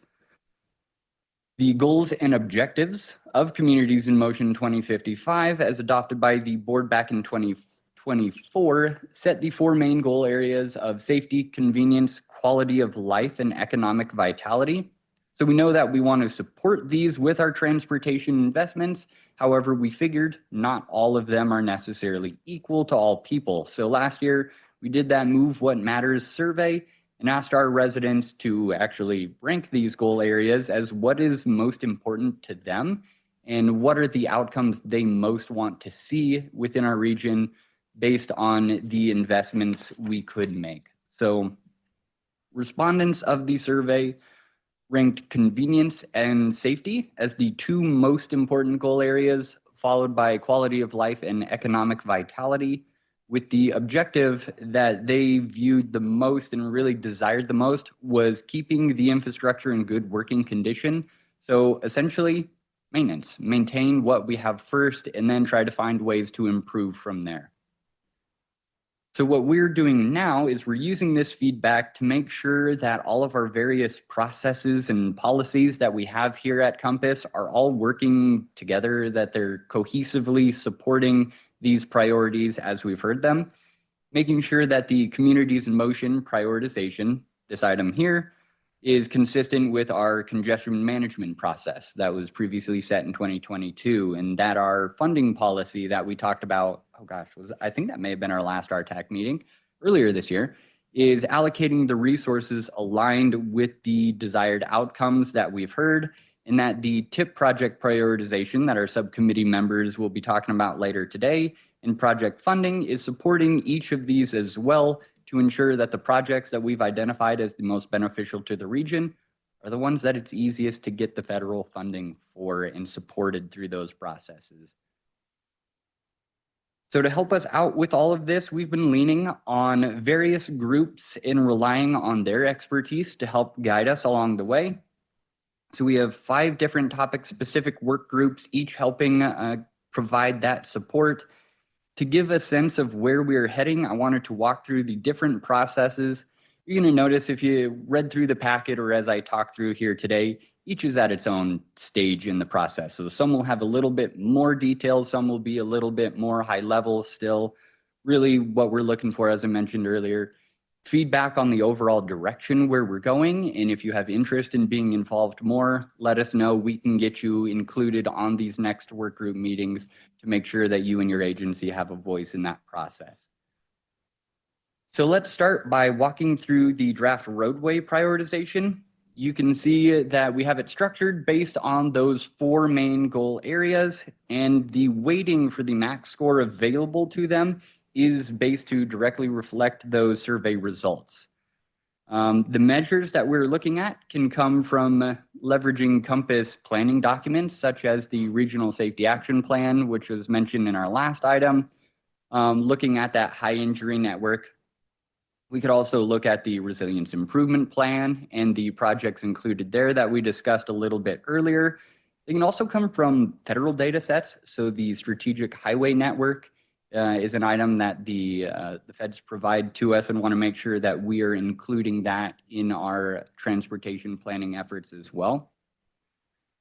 For the convenience side, we rely on our regional travel demand model to help us anticipate which of the corridors in our region have the best impact to improving our congestion and travel times. So we use these same measures in Communities in Motion 2050, and at that time we provided what I felt were really valuable corridor level summaries that helped with the conversation, hopefully. So I'm hoping to bring these back, as I find them a really useful visual and a good way to highlight what the talking points are for each of these corridors. We can provide you the quantitative score, maybe some qualitative information for the group to consider in their deliberations as well. We have 2 different work groups actually helping us build out some of these measures, ensuring that the appropriate level of local context and detail is being provided. So we have our RTAC subcommittee is working on opportunity areas, some of those sort of more equity type topics. We also have an environmental review work group looking at what are the environmental considerations we should be looking at while discussing these corridors. And then some measures to help make sure that we're looking at the transportation system as that multimodal interconnected network, ensuring that things such as freight impacts to or through our roadway projects are being considered in this process. This process, as I mentioned, they're all in various stages of development. This one is flexible, as one of the changes that we're working on folding in is adherence to our congestion management process and getting that into our project scoring. So I mentioned earlier, this was approved in 2022, and we really want to ensure that the strategies in this plan are aligned with the projects in Communities in Motion, and frankly, always making sure that we're staying compliant with those federal requirements that we touched on a little bit earlier. Some of you are aware, as you helped VRT in drafting their long-range transit plan, Valley Connect 3.0, over the last 18 months or so. They've been working with local partners to develop a list of priority projects that could benefit the region. In the early steering committee meetings, I hope she's still on the call, the brilliant Crystal Craig requested that the goals and objectives of Valley Connect 3.0 closely align with the goals of and objectives of Communities in Motion, the region's regional transportation plan. So Crystal, one, cannot say thank you enough for bringing that up in the meeting, so I didn't have to, but also it's tremendously beneficial to make sure that all of the region's plans are working towards those same goals and objectives. So seeing that both plans are doing just that, the prioritization process between Communities in Motion 2050, so our current plan, and VC 3.0 actually ended up being incredibly similar when we compared them to each other. So we met with our public transportation work group last week to review the VRT prioritization process in Valley Connect 3.0 and consider it for inclusion as the public transportation prioritization process for Communities in Motion 2055.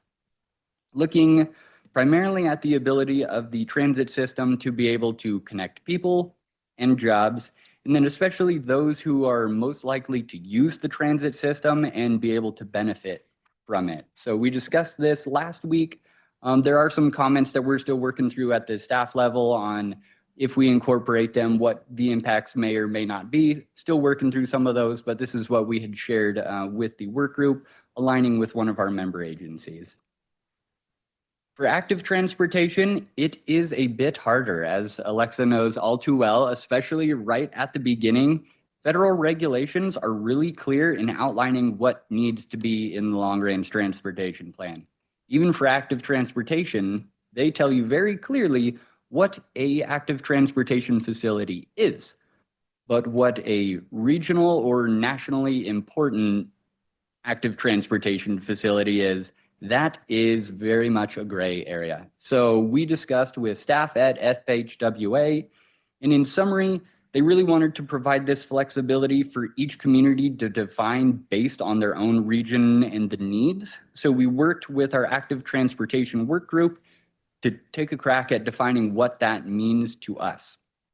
One thing we wanted to do was frankly narrow down the scope of what we were prioritizing, because what was the number earlier, 600 something potential miles. There is a lot to look at.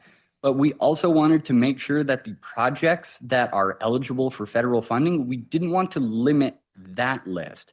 So included in the plan will be the regional, our off-network pathways along our roadways. So specifically those arterial roadways, the multi-use pathways going in along those, and local connections that come from other planning efforts of your agencies and that you all are likely working on right now. I know the City of Eagle's got some good efforts going on. So we want to make sure that these are all included in the plan as they help build out that network. However, from the prioritization standpoint, we wanted to focus there at the top with those regional pathways specifically that are not adjacent to arterial roadways. So we were taking this on in sort of a two-step approach.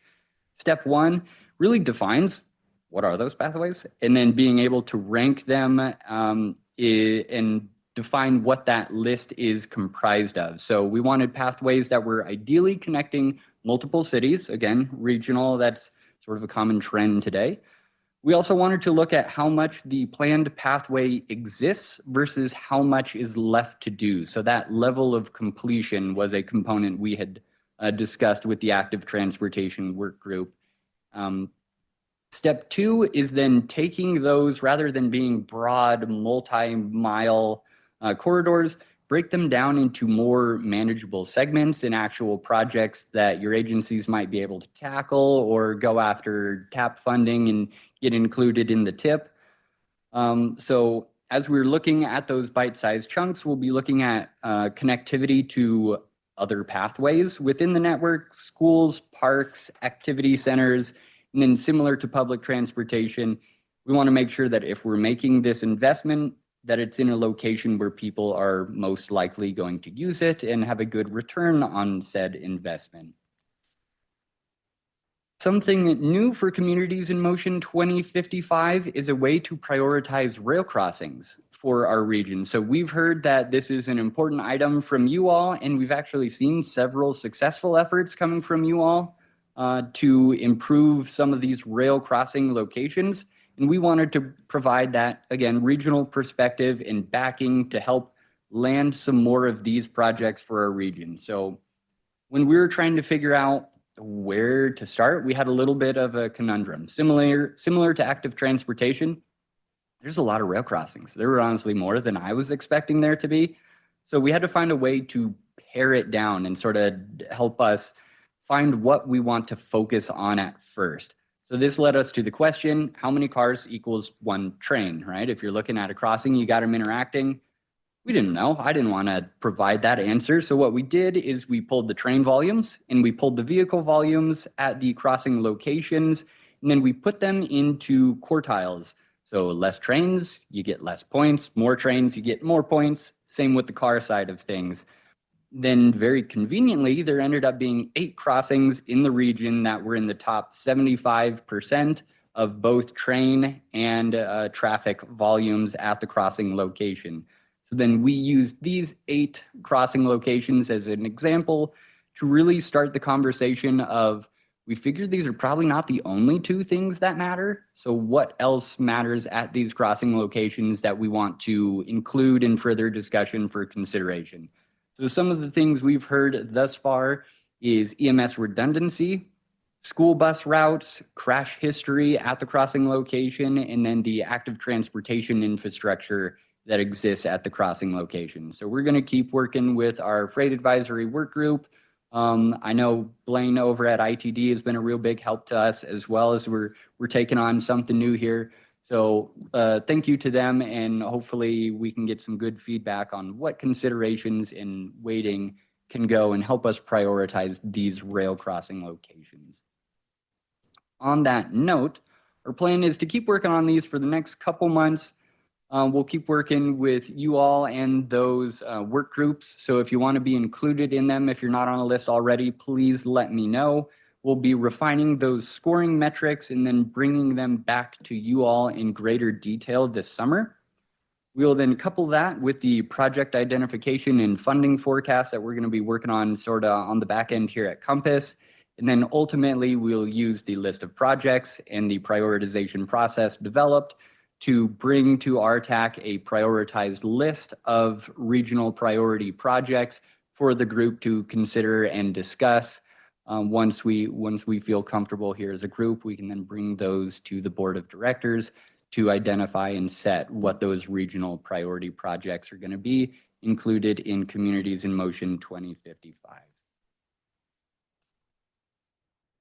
Keeping in mind, right, you guys know this already, that the projects identified and prioritized in Communities in Motion 2055 are the ones that are expected to be submitted for federal funding through our TIP process. So please keep that in mind as we go through this, that the projects that are scoring well are going to be the ones that if you submit an application, of which, again, we are building the scoring process right now, you're more likely to get the funding you're looking for if you're submitting the projects that have been identified as the greatest regional benefit.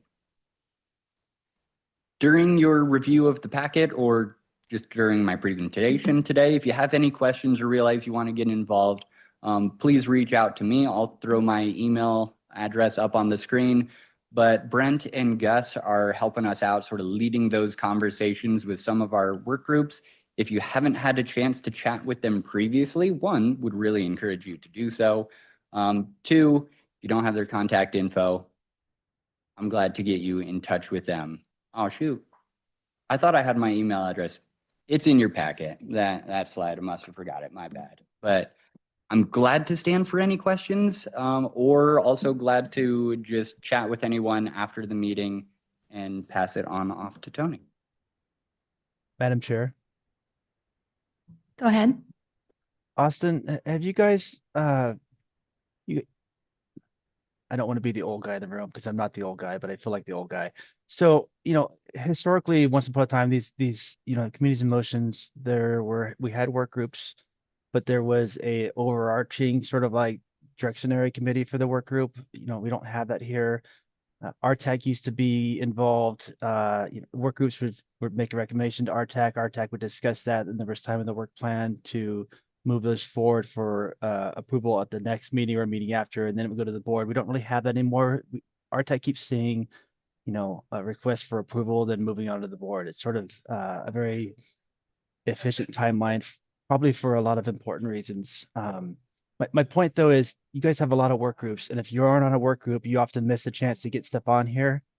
That's even more difficult, when you're not a transportation agency and you don't have a transportation plan that has some of these projects in there. I guess what I'm saying is I have a little bit of concern that we're defining more of these methodologies and projects, and we're using those to feed some of the CIM work.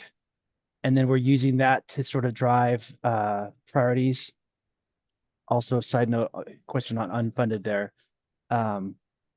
Is there a plan to sort of stop and check, are there any other projects that we need to be considering before we move too far forward? And I know you guys have the grant application process, but, I'm thinking long range transportation plan, projects that are long range, not necessarily, grants from yesteryear or projects that were approved from yesteryear. Is there going to be an open discussion on other projects to be considered for CIM 2055 before we start moving too far forward? Madam Chair Brian, I'm not sure if I'm going to totally answer your question. Ultimately, there's not, Yeah. As you mentioned, like an overarching work group that's not RTAC themselves. So that was why I wanted to, while all of these are still very much in draft form, get in front of you all to see if there were any concerns. I'm also glad to use, I know we've created an RTAC subcommittee to help inform the development of Communities in Motion 2055.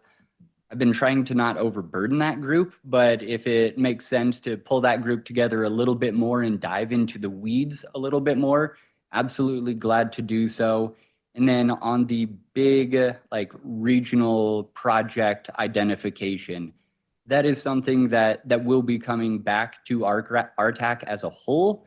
Exactly, yeah, like what work group to go through, or maybe it's the subcommittee on who sort of gives it a sniff test, thumbs up, thumbs down type deal on did we get the main ones prior to coming to RTAC. I don't have like the weeds built out on how that will look, but certainly open for discussion and for transparency. Share it with whoever wants to hear. I just know you all have a lot going on, so I try not to put too much on your plates as well. So, Madam Chair, follow up. I guess, Austin, and I haven't seen any list. I've seen some partial lists. For example, there's a few railroad crossings in the packet for this one. And you mentioned you know, there's too many crossings. There's, you know, you can't have them all. You can't prioritize them all. Understand that. But at some point, I feel like there needs to be a conversation sort of like that pairs that off in terms of not just prioritization, but then what gets left on the unfunded list. Like we've identified a need here, you know, maybe it's not the highest priority crossing, but it's going to impact other regional corridors and it's still important. So do we leave that in the regional plan so it's can go after funding in the future more easily? And I guess my context history there is it's often awkward to amend a plan for a project you want to get on there in the future, just so you can turn around and then start going after funding. Like it'd be good if we weren't losing projects because they weren't on the list, and having an honest conversation up front. I think, you know, seeing all of them, are we missing anything before we start prioritizing all those and then sort of deciding what goes to the unfunded, I think it would be really helpful. There's a lot of priorities here. Buzzword. Thank you, Alexa. I'd really like to see some lists before we do too many more priorities. Yeah. Madam Chair Brian, I think that's a fantastic point. You mentioned it's awkward going through and doing the Communities in Motion amendments.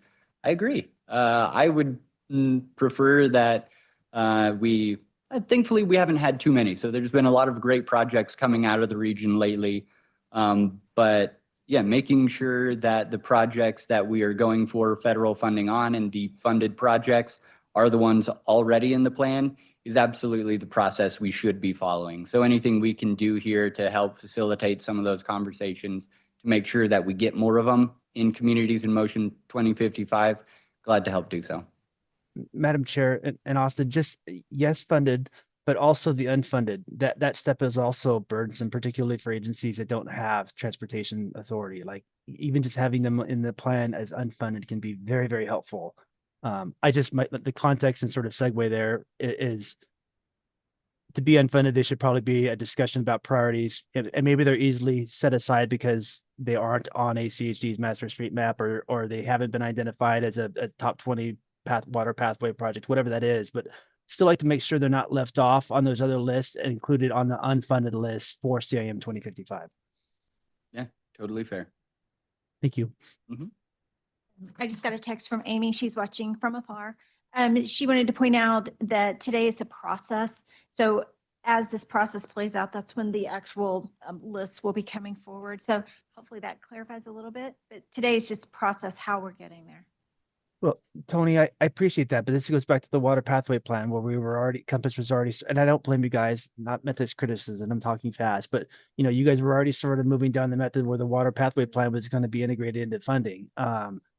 And I know there's subcommittees for some of this, but I felt lately like we've been missing some of those conversations because we haven't had the overarching sort of work groups or more of an informal RTAC feedback before it's been moved to approvals in the past. And I noticed in Austin's presentation today, you know, the next time I saw this on the list was RTAC approval before it goes to the board. So I just want to make sure we're having conversations and having time for conversations before we're making recommendations to the board. Yeah, I think I got you, Brian. I think I'm tracking. So glad to help facilitate that. Madam Chair. Go ahead.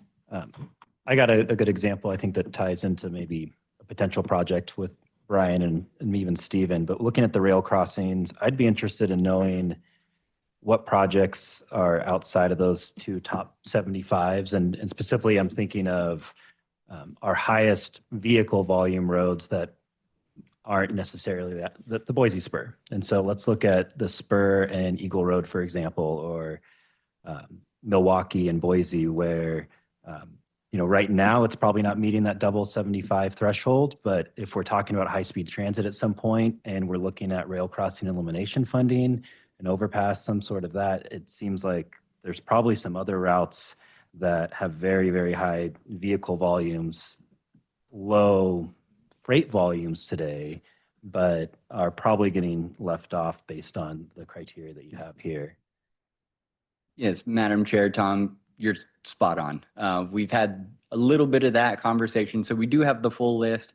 The original 8 are not necessarily like the only ones that will be included. It just helped us sort of get a sense of what ones do we want to look at first.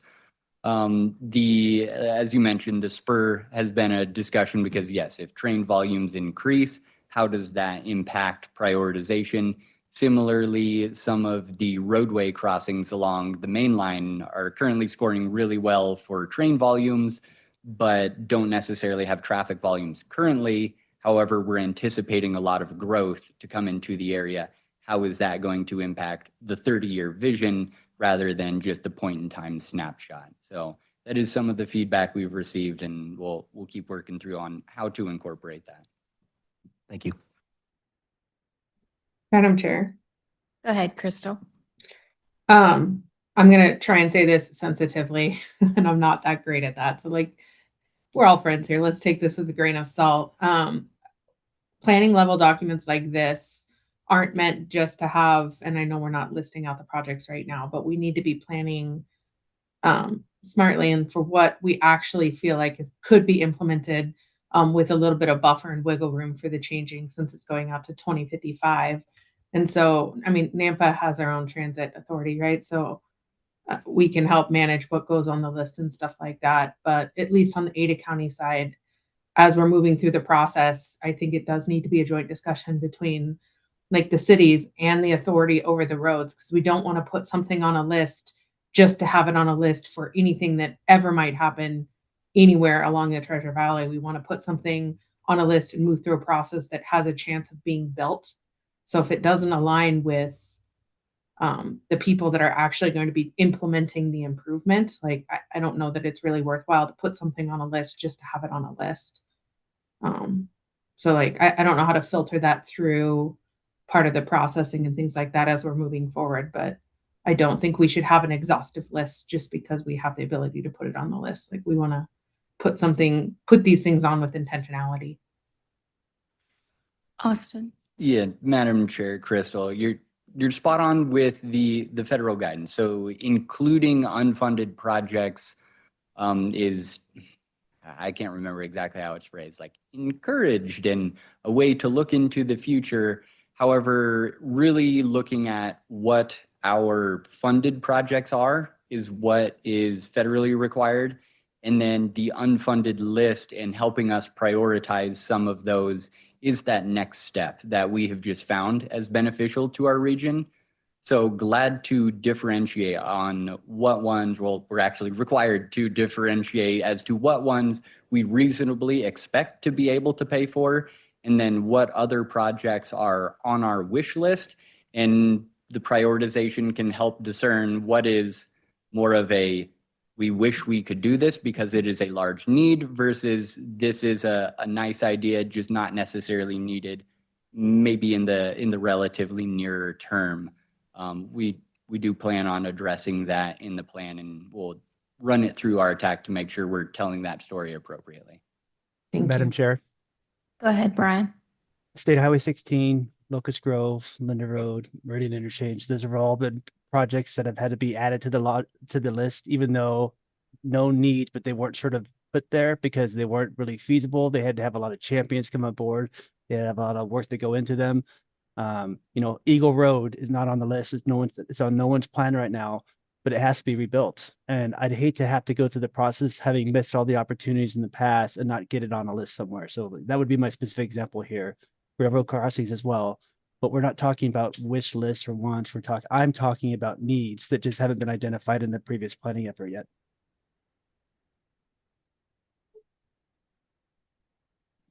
Thank you, Brian. All right, if there's no other questions or discussion, we'll move on to item 5C. Tony Tisdale. Truncate this presentation for you today. I'll start with the punchline, June 22nd. That's the punchline. That was a joke. Come on, guys. I mean, it wasn't, but so today we're just going to review the draft 2027 to 2033 Transportation Improvement Program, known as the TIP. If you're new to this program and how to review, please get with me. Let me help you through it. I'm going to go through these really fast. People see information in different ways, so we have different types of reporting to look at the information.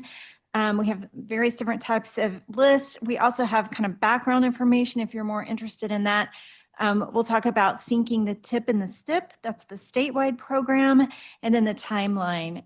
So I'll cover this really quickly. As you just saw in Austin's presentation, Communities in Motion is kind of that top level prioritization, feeds into what federal funded projects go into the TIP. The TIP also includes regionally significant projects, even if they're locally funded or funded by developer. They're still included in the TIP, but that's where we are today. It's what's funded in the region for the next 7 years. So where I would start if I were you, especially if you're new, is the basic report. It looks something like this. But know that, whoops, no, I guess that's not there. But know that right now we are just in a review process. So there's also detailed project lists. So if you start with the basic list, kind of find the projects you're looking for, and then go into the detailed list for all those additional details. As you can tell, we still don't have all the graphics and maps and all the data that's in there. So it's under review right now, and this is your chance to review this information before it goes out for public comment. Once it goes out for public comment, it's more difficult to change. So we're asking for your input and review right now. So the other, if you're familiar with the projects that we currently have in the program, the major changes list is maybe the place you want to go. This shows anything that's different, added, removed, if construction has advanced or delayed from what we currently have. So this is a good place to go if you're already familiar with the program. Many of you have probably heard that the Idaho legislature made some pretty radical changes in the session this year. How that affected the statewide programs is it cut about $1 billion from the statewide state funds over the next 7 years. And so ITD is still going through what that means for them. We have an initial kind of presentation on what they believe is going forward, but they're still working with their board too, because it is a statewide program on what happens next and where these projects land. So we have information in the draft tip on these what we're calling capacity projects. I think they're going to be changing how they reference them in the future, but these are the big widening projects. All of those corridors currently have an additional note in the description that says, please note, these are still under review. So you'll see those pretty easily, which ones we're talking about. Most of those are in preliminary development right now. We hope that by the time we send out our information similar to this to the Compass board for the June meeting, that we'll have more information. And when we have that, we'll send you an email, get you updated on where we're at. Here's the timeline. The biggest date right now is that June 22nd. That's when your reviews are due to me. I'll still have time, or also Sharon, you could reach out to her as well.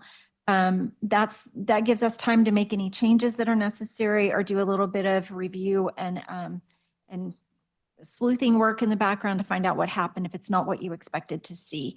The month of July, it will go out for public comment. We will have an open house that's to be determined. We kind of had a date issue. We've got some other things going on. We're trying to avoid overlapping dates. So we'll get that to you as soon as we can and ask you to please be involved if you are able. Meet with the public, share some of your projects as well.